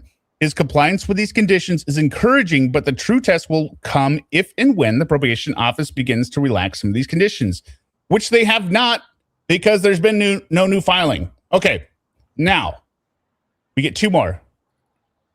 2025. Lorne requests for a lawyer twice. Go ahead and read this one. Dear Clerk of Court, my name is Lorne Armstrong, and I'm on federal supervised release. I want to ask for assistance from counsel to be appointed to review the status of my supervised release. I am requesting Attorney James Nixon. Thank you, Lorne Armstrong. Okay, so we have another motion for appointment of counsel because he wants to get off probation, right? The point is, filing these isn't something that causes him to be in violation because he keeps doing it over and over. So the court denied this one, saying there's no pending legal action. You don't need an attorney. There's no pending motion or anything. He files another one. This is October 30th, 2025. Go ahead. To the clerk of court, my name is Lorne Armstrong. I would like to put in a motion to terminate my supervised release, but I need the assistance of counsel. I am requesting James Nixon to be my attorney. Lorne Armstrong. All right. Also, he could sit around getting drunk all day if he were a normal person, but he cannot help but get himself caught. It's amazing. Exactly. Exactly. Okay, so now we get this newest motion filed February 24th, 2026. And this is what got everyone all up in a tizzy. Go ahead. I'll read it. This is now his own This is motion. recent. Very. This is very recent. This is less than a month ago. But wait, before we start. But can you everyone here now that has been asking what's going on? You can see the pattern. He's always asking to get off probation. He's always asking, I want off probation. I want off probation. Sometimes he gets a lawyer to file it for him. They deny it and they say, no. You're not getting off probation. He files this again, and now we suddenly have a revocation motion 8 days after this. So what in here is causing this, in my opinion? Yeah, something is probably in this. Something's in here. Something is in here. And that's what a revocation. You mean a revocation of what? His probation. Go back to prison. Don't pass go. Okay. Straight to jail. Would they call revocation the same as release from probation, though? No. Is there a chance they're talking about termination of supervised release? They would say termination, not revocation. Revocation is I'm revoking your parole. You're going back. Okay. That's what I want to clarify. To the clerk of court, I am petitioning the court for early termination of supervised release.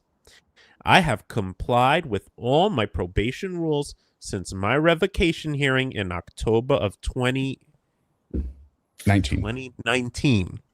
I have held employment since being laid off from my job of driving truck by starting my own business of repairing pallets and a second business of debris removal. Yeah, because repairing pallets is so needed. I was just gonna say, is that a thing? Repairing pallets is like repairing trash bags. Pallets are the most hastily constructed That's what I mean. Like, it's just rough wood hammered together. They're meant to last a couple times, and if they break, done. I don't understand. If they break, you pull off the broken wood, you hammer another one on there. You're not measuring anything. You don't care if it's flush. Yeah, I just don't understand that at all. That's so bizarre to me. Both have done well until recently, when my main source of income has been cut off completely due to a change in their business tactics to save their own company money.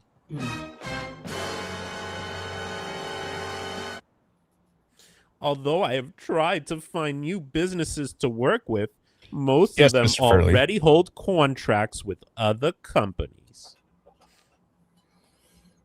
It has been proven in the past that for me to find employment with another company is futile.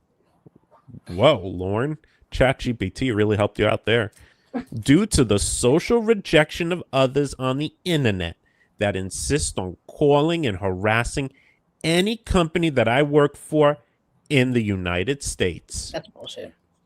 Though I have had nothing to do with anyone on social media for years, I still get harassing letters and random mail from these individuals. Aside from the mail, they have also continued to stalk me and my family.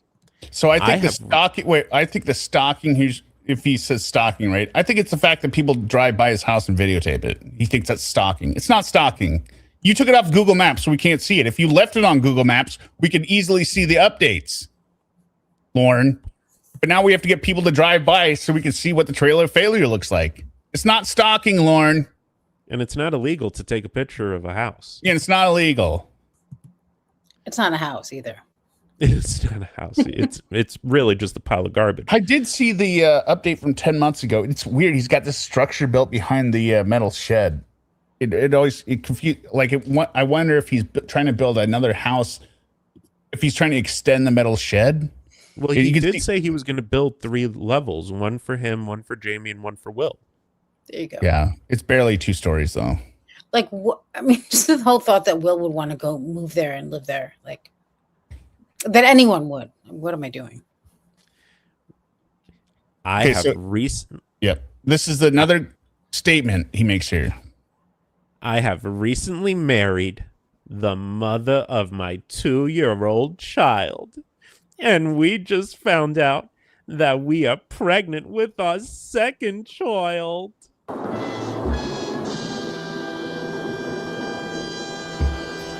So this is why the whole thing of 2023, he had the wedding registry and everything. That was bullshit. That was a lie. Because he just recently married her now in 2026. Thankfully, I have been able to see my wife and son every day on video calls, and almost every month through visits of either me going to see them in Canada or them coming to Maine to see me. All right, we're going to stop here. This is where the violation is, I think. This is why they're filing revocation. He's saying, thankfully, I've been able to see my wife and son every day on video calls. That requires a smartphone. That requires internet connection with video.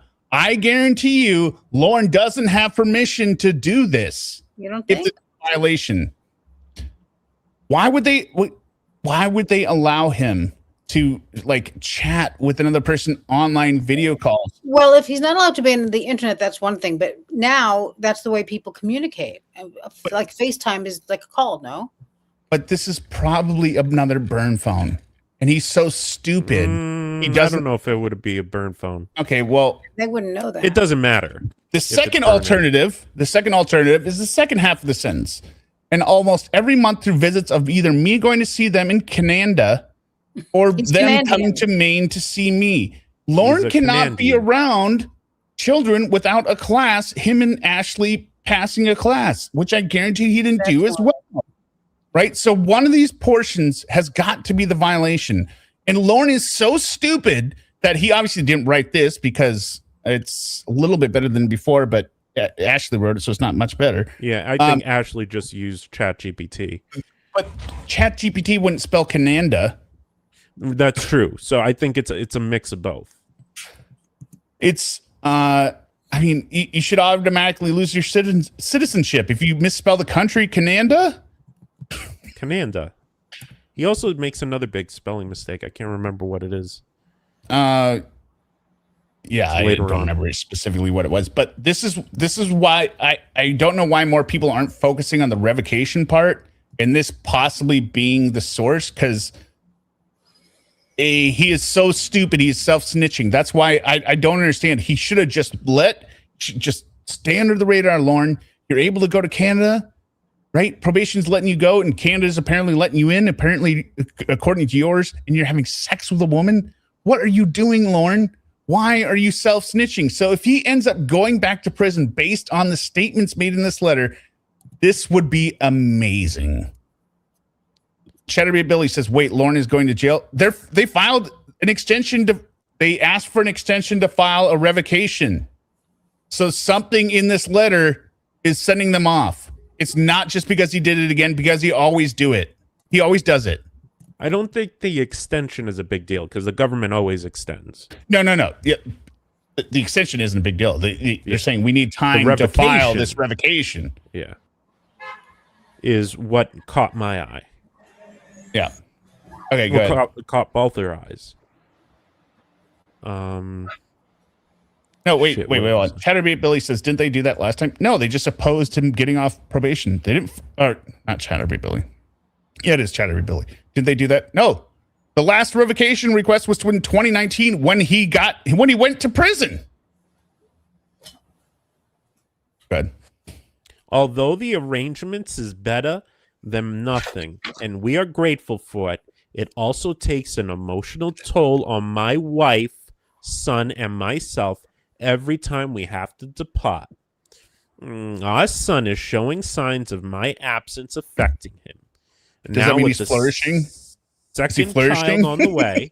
Wait, is he flourishing? Is that are those the signs of Lorne not being around? He's growing up normally. He's developing normally. Yeah, he's growing up like no. His penis is straight. That poor child is. That poor child still has Ashley to deal with. Yeah. Now, with a second child on the way, my presence and desire to be with them is greater than ever. I didn't have my father when I was growing up. By his choice, the cocksucking Bunky.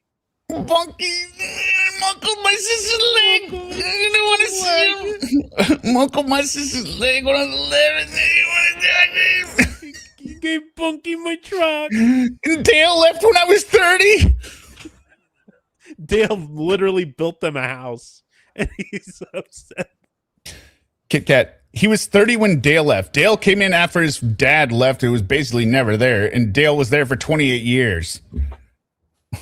But he never had the sex talk with him, and they only had one porno magazine in the house. And you only taught him about stuff in the woods, not the birds and the bees. He's raised by mom. How could he only have one sex magazine, one nudie magazine? And he never got to see Mama Gwen and Dale have sex. No, that's the thing, Baba Gadoosh. He's allowed to be around children if they do a specific class, is my understanding. And I guarantee you he didn't do it. Children. Yeah. But he can't be like a school teacher. Well, that's why he can't work at McDonald's at Last Call Reborn. Yeah, according to that last Bryce call. is like, I'd work at McDonald's. He's like, Bryce, think about it. Kids might walk in. I mean, it affected me greatly, and I have no desire to follow in his footsteps. Well, my wife and son are Canadian citizens, and I am a dual citizen of the U.S. and Canada.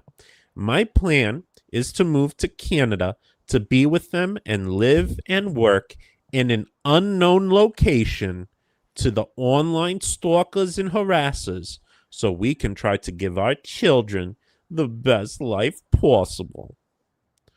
I am not a lawyer, and I will not pretend to be. I don't have the education or knowledge on how to present my case before court without it sounding like gibberish. Yet, I also do not have the means to hire an attorney. Therefore, I am requesting assistance of the counsel. If possible, I'm requesting James Nixon for my attorney. Poor James Nixon. Again. Sincerely, Lorne Armstrong. Couple things here I've highlighted. Oh, sorry, I missed all the. Let me hit the super chats a sec. Sorry, I didn't see these because it's mostly reading. Pamela Searchits, 1999. Thank you very much, super sticker. Polynomial purebred. Lorne shouldn't be around oxygen, but that's not legal to deprive him of it. Well, who knows how much is getting to his brain. Barry Adams, $10. ExDerek's water fund. He can get through more reading / on air / live voicing than Corey Richards' lawyer asking to go to potty. Napalm Sunday, $9.99. I think we are just repulsed that a woman would put her child at risk, but look at Jen Soto. I mean, right. Like there's obvious examples of people out there that risk their children. So Katie Cat said, I'm just struggling to believe that someone let him impregnate them. I hope this isn't it, but it could be as simple as Ashley's trying to do this for content. Like there's, I know, That's but the worst. I was just talking about this before with my wife. Like, to me, that would be even worse than if she somehow fell in love with him. Like, if she's having these kids and they're actually him, if she's doing that for the sake of a troll, that would be very no. You misunderstand what I'm saying. You misunderstand what I'm saying. I'm not saying it's a troll. I'm saying just like how Lorne said, we'd be the hottest reality show whenever it'd be right us, right? Ashley's head, right? what I'm saying is, why would you go with Lorne? He has no money. And she's saying, well, Lorne's funny, and we could, the two of us together, we could be our own reality show, and Some that's how we'll people get do money. just want fame kind of thing. Yeah, exactly. That's what I'm saying. I'm not saying I'm not saying she is aware of this. Nobody wants to see this. She's thinking, oh, anybody will watch this, just like Anna Nicole Smith at her own reality show, right? I'll go down and I'll hook up with Lorne, and Lorne's famous, and we can Lorne's famous. We can make money off Patreon by selling, the Armstrongs, a reality TV show. In my opinion, if that was who she was, she wouldn't be playing waiting game like this. Waiting game. The waiting game. Yeah, we would have seen a lot more of her by now. To get money faster. Well, to be. They already tried it. Nobody paid for it, so she's got to amp it up. Yeah. She did try to do a Patreon, and nobody wanted but it. she was trying it for money, not just to be, I didn't know that, first of all. But also I thought, if it's just for money, it's not this. All right. And apparently, according to conversations with Roy, Mama Gwen gave her car to Ashley. So. Yeah, but I believe those Roy things have kind of been under the microscope. They may not really be true. They're on very shaky ground at the very least, if not completely debunked. Sure.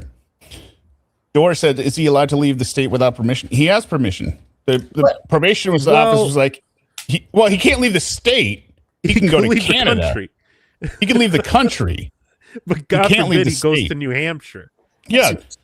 They don't want him leaving the state. Like, he's still in America. You want to go to Canada? Go ahead. Go wherever the fuck Yemen? Even better. Yeah, you want to go to Yemen? 123 Yemen Street? Have at it.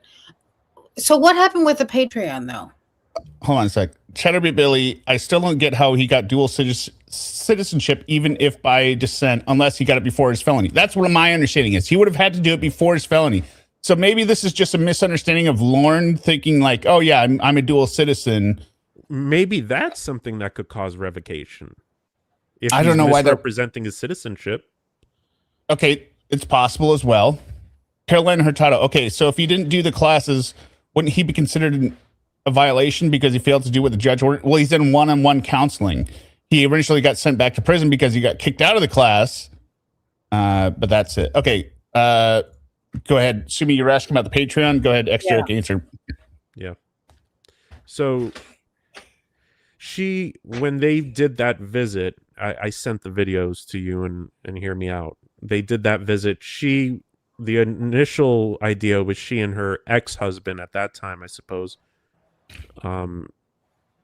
were trying to sell Lorne content, kind of like pictures and stuff, on a Patreon and try to make some money, thinking they could actually make bank off this somehow.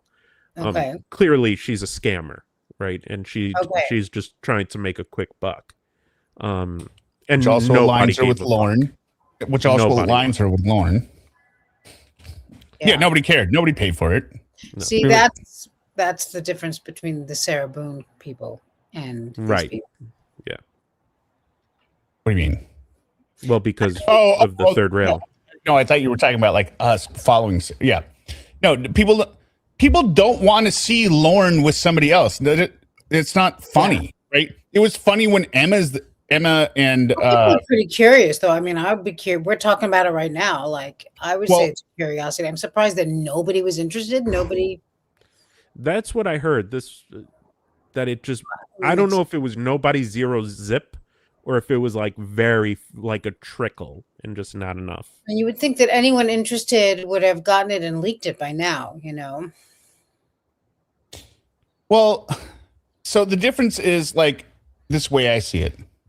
With Emma and Dan going out to visit him, right? It's very obvious they're trolling him while they're there. Yes. Right? They're not. Lorne isn't on the joke of what is happening. No kidding. Right? But with these two, they're not making fun. They're not like saying quotes from the chat log or, I never even meant to do that. Sitting on some, whatever. They're hanging out with him while he's playing guitar. Like, that is just hanging out with a pedophile. That's not funny. And she gets in his tractor and starts giggling how excited she is.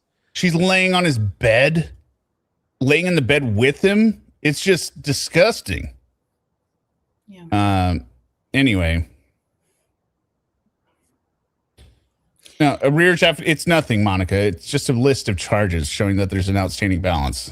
Yeah, it's nothing. It's, as usual, when it comes to Sarah, very disappointing. Disappointing.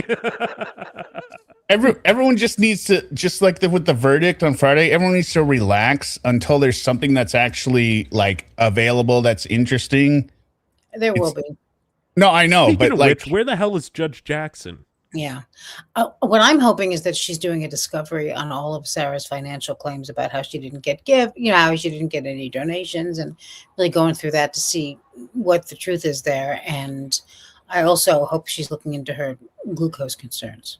But yeah, like I legitimately for a while forgot that verdict. I don't know, that ruling has not come down yet.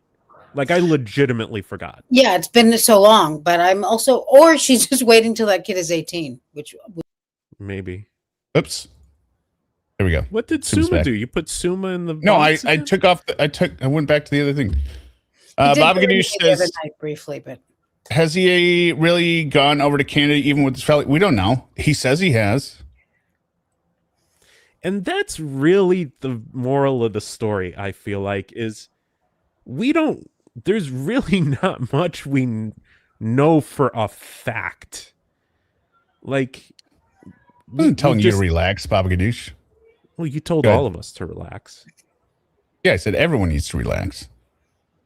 You need to relax. Yeah, good. Moral of the story is we really don't know. We really don't know definitive truth of anything right now. We really don't know, but we do know that they're trying to file a revocation report. So we're going to find out something. Know. True. We know what the court states. We can trust what the court has told us. We cannot trust what Lorne says to a degree because he's a pathological liar. And we just don't, there's a lot of uncertainty right now. Like, has he gone to Canada? We don't know. Is this really his biological child? Personally, me, I'm leaning towards yes. Do I know with certainty? No. I don't. Would you bet your life on it? No, but we lean towards it. Yeah, it's more likely than not. I looked up the Canadian citizenship, and you're eligible for Canadian citizenship with a criminal record, but only if you are not currently serving a sentence, prison, parole, or probation. Oh, so he can't. Yeah. So the only way he could be dual citizenship is if they set it up when he was a kid, which he didn't have. He did not have. I doubt that they did. I'm surprised he's even an American citizen. Yeah, and all right, he's the type that Mama Gwen. The fact that she even filled out his birth certificate is nothing short of a miracle. Yeah, he's a man. She should have seen that baby and been like, ugh. Yeah. Yeah, seriously. Let me show it one more time for those who don't look. Look at this. Look at this little idiot. But if he ugly ass, you hate that baby so much. First baby I've ever seen in the link. What a loser! Hatred for baby. Yeah. Poor baby Lorne. Baby Lorne didn't do anything. Not yet. He was just a baby. After a few years, that's probably when he started showing his pekka to everyone. And no, I said he was probably already doing it then. His little onesie is probably jerking out his little crooked dick. But if he doesn't have dual citizenship, then how the hell did he go to Canada? In which case he didn't go to Canada. Right? We just don't know. Yeah, it's just weird, right? But that ties into what I was saying, right? With his he wants off probation because he wants to go. So if he's able to go meet a woman, why is he so heavily trying to get off probation when he's already got everything he wants? So it must be that he wants to just have people not follow him. He wants to move to Canada, right? And I don't think he can move to Canada, obviously, because I think, if anything, just reading, like Canada's like, no, you can come for a weekend, but you're not moving here. You've got these charges. But the other thing is, he doesn't understand. Just once he's off probation, he still has the charge. right? He's still a registered sex offender. He still has a DUI. I don't see how they let him in. The other issue I see To move there, right? And the other issue I see about going to Canada is we know his cars are pieces of shit. Like he's cutting the bolts off his emergency brake, which I'm no mechanic. I'm far from a mechanic. That's not something I push the pedal, mocked it moves. The last thing you do is cut off the bolts itself. But I know I should not be cutting anything off the emergency brake. So how is he going from Cornville? I mean, Cornville to Canada is much closer, but it's still a couple hours, depending. I think she's on Prince Edward.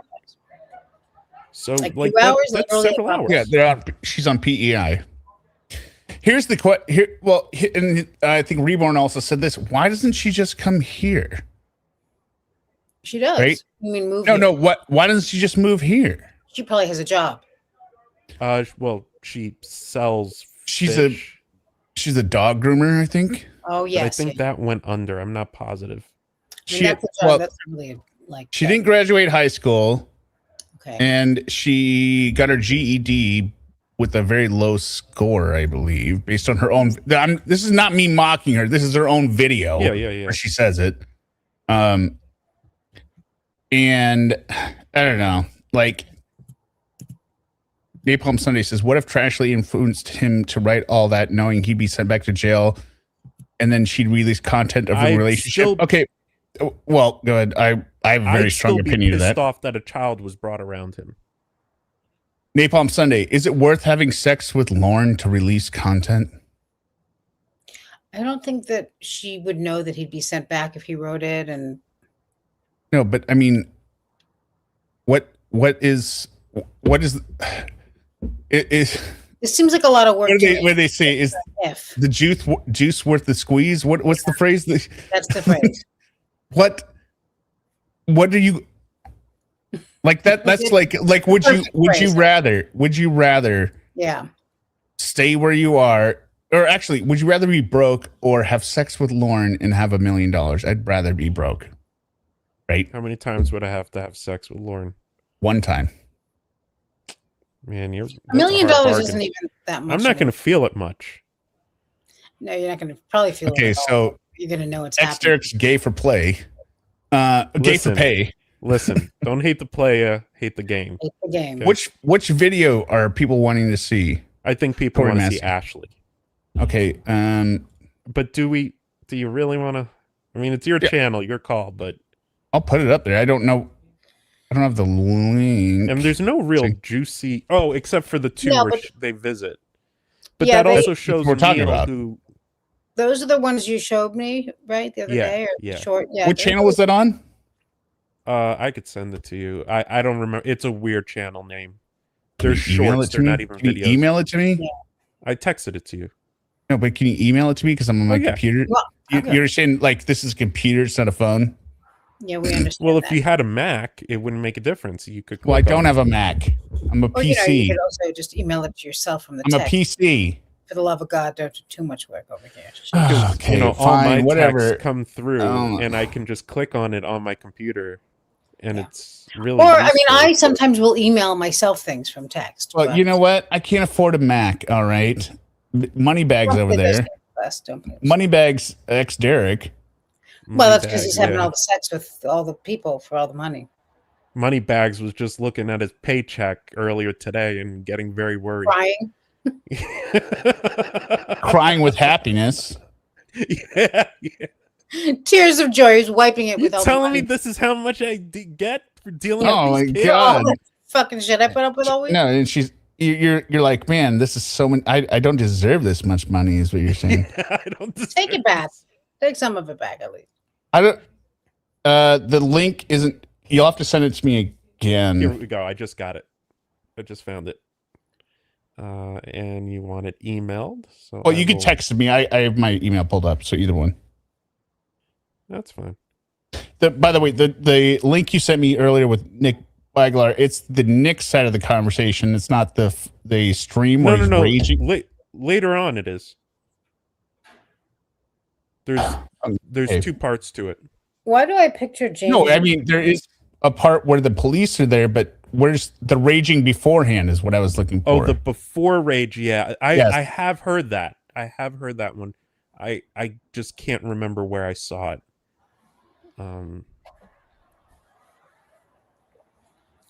Okay, I emailed it. Okay. You email it to I emailed it to you. yeah, you email it to monstercock. Yeah. Gmail.com. Monstercock@gmail.com. Also Yeah, known okay, as okay, Summa thank you. Cum Laude Mouth. Oh, yeah. No, that's show me your monster cock. Fuck yeah. I saw a channel today called Well Hung True Crime or something. Well Hung History. Well hung true crime. No, it was Well Hung History, but I was like, Well Hung True Crime or something like that is a good idea, for That's a great one name. of you people. Yeah. Well hung true crime. Yeah. This was Well Hung History. I didn't look at the channel, but it came up, Let me see. StreamYard. Why can't I find StreamYard? StreamYard. Where'd you go? Look at 2 of you dancing that way. Lost in the moment. Each other's face. So much love, you're alone in this In place. this place. Like there's nobody else in In the world. Why can't I find my goddamn You're window? not totally wrong, Napalm. You're not totally off. What did Napalm say? Imagine her looking like the creepy Nicole from Chris Watts. I don't know who that is. Yeah, it's his. Oh, yeah. Yeah, it's similar look actually. Share screen. Chrome tab. So now what? So now we're gonna wait. Now what? We're waiting for the video everyone requested to be. Oh yeah, but shared on I screen. think she means like for now what after this whole. Oh! For Lorne, the next thing is we wait until May for when the courts will get back and make a ruling. Yeah. Share. What is he doing? Hopefully, Why it are- is a true revocation. They revoke his parole and he goes back to jail or probation. Yeah. Yeah, I That wonder. would be the best. I wonder for what though they. Well, we just went through our theories. No, I know. I'm just thinking. Yeah, now. but like, what is the reason? Like, yeah. Also, those are theories aren't the reason, and But I mean, we kind of already spilled the beans. But I think if it's not one of those, I'd be surprised. It's something in the letter. maybe. probably, but they What do you mean? Probably. Why else would they file it 8 days after he filed his? I agree with you, and that's why I said probably. Maybe they looked into him after they got his letter. Who knows? Wait a minute. This guy's an RSO. Hang on, he doesn't know. He's not from Canada. Wait. Canada? Wait a minute. He's a Canadian? Also, Holy I just checked the map. There's no place called Canada. Canada. Oh, Canada. My home and sacred land. Why is the extractions not opening? You danced with him. You dined with him. What are you? Are you refilming I'm trying to this get video? No, it won't let me show the image on the web here because it's a separate email Remember to account. like and subscribe. Now I'm trying to. Send to a different email account. Okay, here we go. 1 second. You Got can. it. Here we go. Share screen. Window. Yes, Aaron. I haven't watched Afroman yet, but I'm very excited. I was last night and this morning at like watched it. 6:30 in It the was- morning. I was hysterical laughing about Afroman. I was watching his music videos. I haven't checked him out yet, but I'm excited. I haven't watched any of the court stuff, but just I except watched the for- court stuff. It's ridiculous. The It's- woman's there bawling over like Afroman lyrics of like, yeah, she eats pussy. And he's so terrible it's good. Like that's the best way I could describe him. I don't know if this is gonna work. It's just not.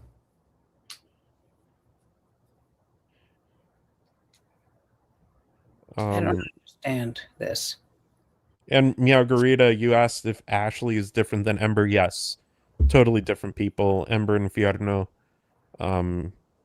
still on YouTube. She just does very, very different stuff now.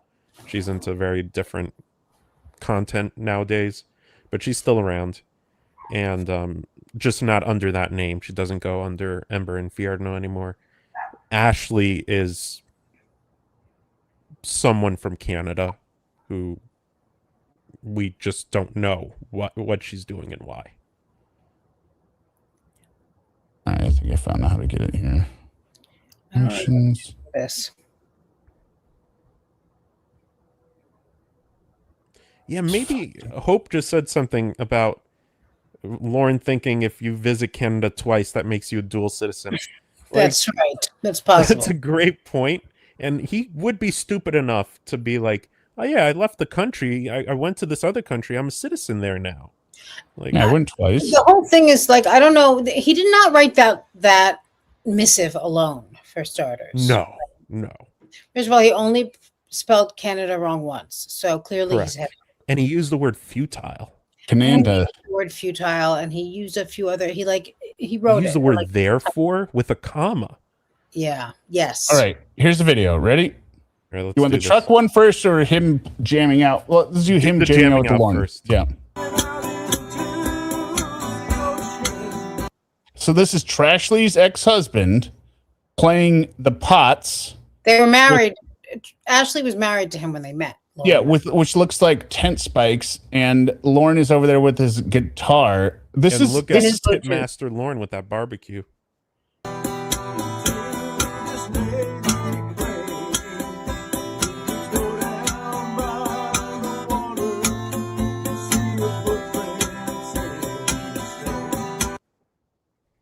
yeah, riveting, wasn't it, everyone? That's great.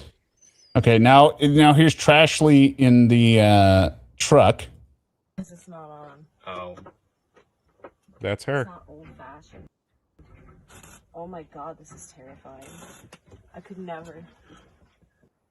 She had a nice little gap in there, just like get Lorne's teeth. I'm so don't mind. happy right now. So happy right now. Good. Are you? Yeah. Oh my god. You should start it and just honk the horn. No, because he said it has to be neutral. Yeah. It doesn't work. 'cause it's not Ashley, Oh. Tabby, Ashley's her real name. I don't want No. to give her last name Okay. just for. Is it Trashley or Ashley? Well, okay, come on. It would be pretty awesome if it was on. It doesn't work 'cause Trashley. It's not on. It's Oh. Ashley. Also known as Prepperette by some. Oh my god, this is terrifying. Yeah, it was a Never. sick jam. I'm so happy right now. Good. Are you? Yeah. Oh my god. I mean, You should people are start it making out that and she's just like some honk the hideous horn. No, 'cause he monster, and said it she's has to be not. neutral. I don't She's think not. so. But here's At the all. thing. Here's the thing. Here's what I'm gonna say. Physically. But Yeah. mentally, she's something else. She's a bit Nicole. I agree, Miyagi. Here's the thing. Here's the thing. When Larry and I and everyone else was down there for Sarah Boone's trial, right? And we're going around and we're looking at the spots, right? I don't think either one of us ever said the phrase, "I'm so happy right now." It was like, oh my God, this is so weird. Yeah. Right here, right? We're seeing this is so surreal. Like, I can't believe I'm here. And then kind of looking, and then it was kind of like, it was gross at the same time, like being like, this place is gross. Believe Just this being shit? outside the apartment, it was gross. I felt gross. I felt like I was covered in the slime of Sarah Boone. I did not say, as Trashley says here, It doesn't work because it's not on. Oh. It's not old fashioned. Oh my god, this is terrifying. I could never. I'm so happy right now. Good. I don't think she knew Yeah. Oh my that she God. was being You should start recorded it until that and moment. just honk the horn. No, because he said it has to be neutral. No, but they were recording on purpose during that trip. Yeah, Maybe at I'm that sure moment they were she recording didn't on know. purpose, but my point is, like, I think she was kind of on the spot. I'm not defending her at all. I have no idea, but what I'm saying is that she was just kind of talking, and then I think when she saw the camera, she was like, "Oh, okay, yeah. you know," and then she was just like, "I'm so happy, right?" Like, I think that was kind of like I'm not, you know, But Rocky, it's not when she has sex with him. strange. Rocky, if she has sex with him afterwards, it's not sarcastic. Then I'm so happy right now. Oh, I right. guess But you it could may have have been, sex and well, not be happy. I don't think she had sex with him right afterwards. Do you? I mean, weren't they just? She was in his bed that trip, I believe. Okay, that trip. I mean, I'm And they sorry. broke up shortly after that. Well, Lorne is very Is Neil such a, I'll use the word cuck. Is Neil such a cuck that he would just sit there and watch Lorne bang his wife? Yeah. Gonna get Lorne that Patreon money. Armstrong? Gonna get None that of this makes Patreon money. sense. We have to lean on some kind of just logic here. I don't think Neil was sitting in the cuck chair in Lorne's bedroom. I'm just saying there's a definite difference when we went there and it wasn't just me. That's how I know that Larry had the same thing. It was not a what do they call it? Not a homage, not homage. What do you call it when you go to? Yeah, I know what you're saying. You go to what? Like when you're going to Mecca as a Muslim or something. Like it wasn't homage or not pilgrimage. Yeah, it wasn't a pilgrimage. This wasn't like we were finally at, we're finally here. It was like this. It's weird to be here seeing what I see on the body camera. And it's even worse than I thought, but it was never anything like, oh, I am so happy. Pilgrimage. Yeah. So it's weird that she's saying these things at his place. Like that is, but I mean, to be fair, it's not these obsession. things. She says one thing. I mean, it's very hard to, there's only so much you can glean from this few seconds of video. But then she laid in his bed. She went in the trailer and laid on his bed. You couldn't pay me to lay on his bed. I would take a picture of the bed. I would take a picture of the bed. It would be like, oh shit, there's the bed. Oh shit. I wouldn't go visit him especially with a husband. Yeah, but that's because you're sane. Right. Yeah. Yeah, I wasn't in awe. It was like I'm actually here. But she seems in awe. This is. I will disagree with that because I think to me it looks clear that she was not aware that she was being filmed and she just kind of like switched gears for a second there. I wouldn't put that much. Okay, fine. She's faking it. She's faking like, oh, this is amazing. Why fake it? Faking it either. No. I'm saying like if Larry was recording me, I wouldn't turn around suddenly and be like, oh my god, this is great. Well, you might if you were kidding around or if you were caught by. I mean, you just never know. It's not that. There's no evidence she's kidding. What do you think, ExDerek? There is zero evidence she's kidding. We have zero evidence that she is not 100% obsessed with Lorne. Okay. She's had a baby with him, according to she's had a baby with him, according to court evidence. Two babies now. I thought that's the whole point, is we don't know if that's true. And we already decided we don't think the first baby is his. Okay, but don't get violent, please. No, don't ruin another. The vape fell, but could there be any? There we go. Could there be any bigger commitment than having sex with him? Look at yes, there could be a lot of them. I mean, I don't know.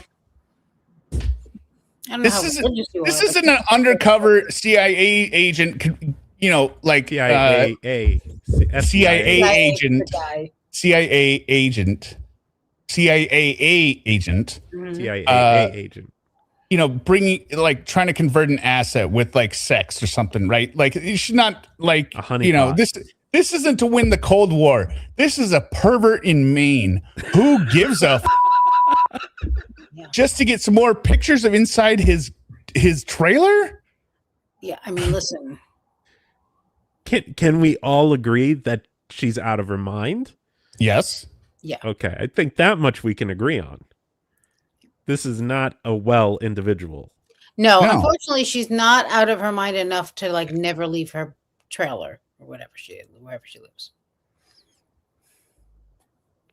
And she's bringing your child around at the minimum. Yeah, that's the problem. Is anyone can have a child, and they do. And that to me, to bring a child, and there's people who say, "Oh, but it's a boy." It's a boy in the picture. Idiots. No, absolutely and that's not the point, and it doesn't matter. Don't care if it's a boy or girl. equally dangerous, in my opinion, to be around Lorne. Yes, well, maybe not equally. Both are in danger. A girl would absolutely be in more danger, I think. But And yeah, and to my bring guess is any child. that would be if it's anything in the letter, it's in the it's the revocation is because of the child. But he said he had I'm a child wondering last about time. citizenship. No, he said he had a child last time, so that's not the I think it's revocation about reason. citizenship, But dual citizenship is also new. right? Well, but I think it's a lie. New information, right? New Yeah. information. But is that something that got them curious? Maybe. Here's the other thing I think I proposed to you in text. I said, if Lorne's traveling over Canada, it could equally be as possible like that it's a Lorne trip. Like, my relatives have borders along Canada, right? It's not impossible to get into Canada, right? So is he doing something in the backwater woods of Maine where he's running across the border and then getting picked up by Trashly? Getting naked, running across the Canadian well, he's border? covering himself in mud so he doesn't get picked up on the IR cameras, right? And you know, maybe he's doing that or whatever, right? It's just, I think it's the video calls or the fact that he's claiming to be around a child when they haven't passed the classes. No, you can't. Court may be tired of his request, but you can't violate somebody based on that. That's not like, there's nothing in his probation that says you can't file motions to get off probation. And why at this point? He did it so much more before. I do agree with you about the phone. The fact that phone is explicitly mentioned in the probation documents. Video call. And we have nothing saying that he's been released from that condition. Right. Monitoring. And then he admits he's using video calls. I do agree with you. That's really glaring. Plus the fact he had a smartphone. What? He's not supposed to have a smartphone specifically. No, I don't think he's not supposed to have an unmonitored smart. Yeah, and you know he had his burn phone before. Are they monitoring him or no? I mean, well, I'm thinking Lorne is just so stupid. He thinks I got permission to go to Canada, so why wouldn't they let me talk to my baby mama and my son every day? He doesn't ask permission. To go to Canada? He asked permission. They said, you can go there. We don't give a shit. He got permission from the U.S. Probation Office to go to Canada. But we don't know if he got permission from Canada to go to Canada. As a visitor, we highly doubt it. And now with that information you shared about dual citizenship can't have probation on them. Did he need to get a permission from Canada just to go travel there, though? Do they... He would need to. We don't have any confirmation that he did, other than it's really difficult from what I've heard.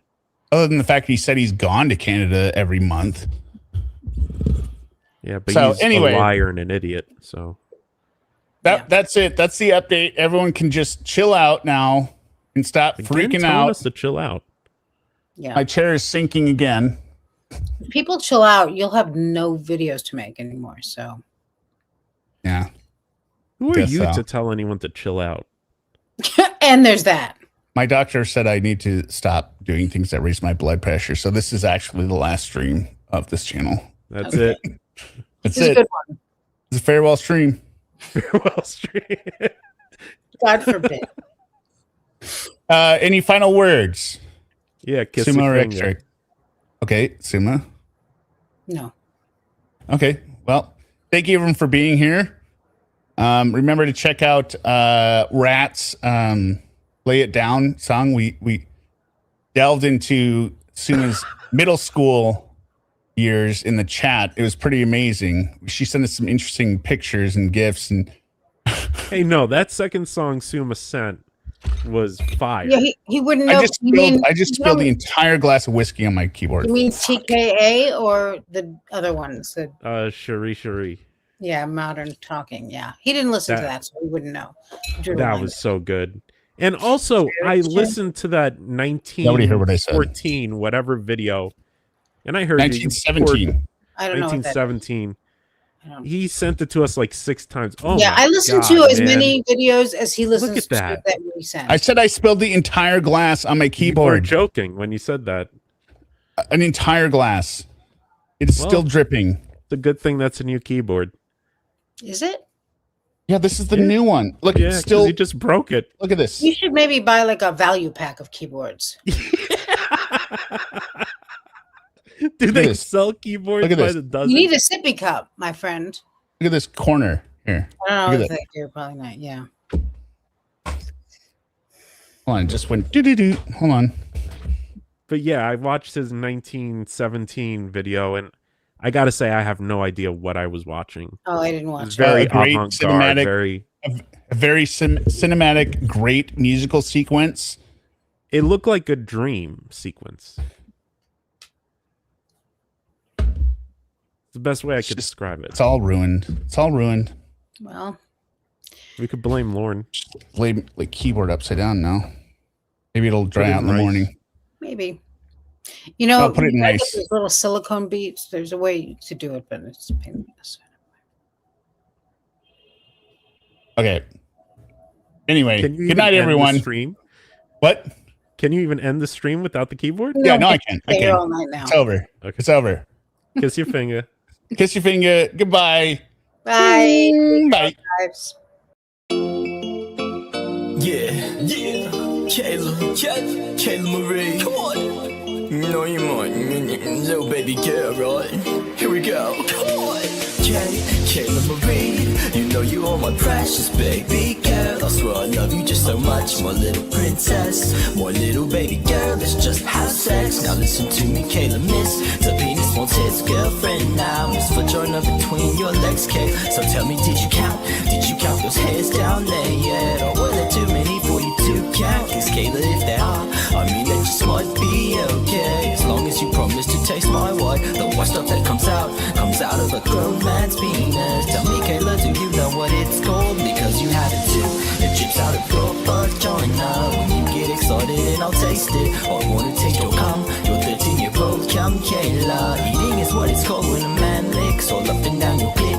It's gonna feel oh so good for my precious little baby girl princess. I'm gonna pick you up and throw you in my white Dodge Ram and take you with me to my apartment. As soon as we get in, your clothes are coming off precious. But it's gonna be like, what the fuck? Get on the floor, Kayla. Free squad in this bitch for real. Free squad in this bitch for real. D-Mac, that's my name. I stay strapped with that razor cane.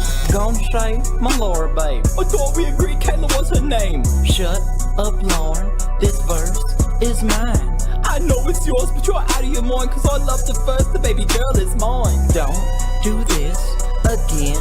Just chill. Here, pop one Of my Medicare pills. Free squad in this bitch for real.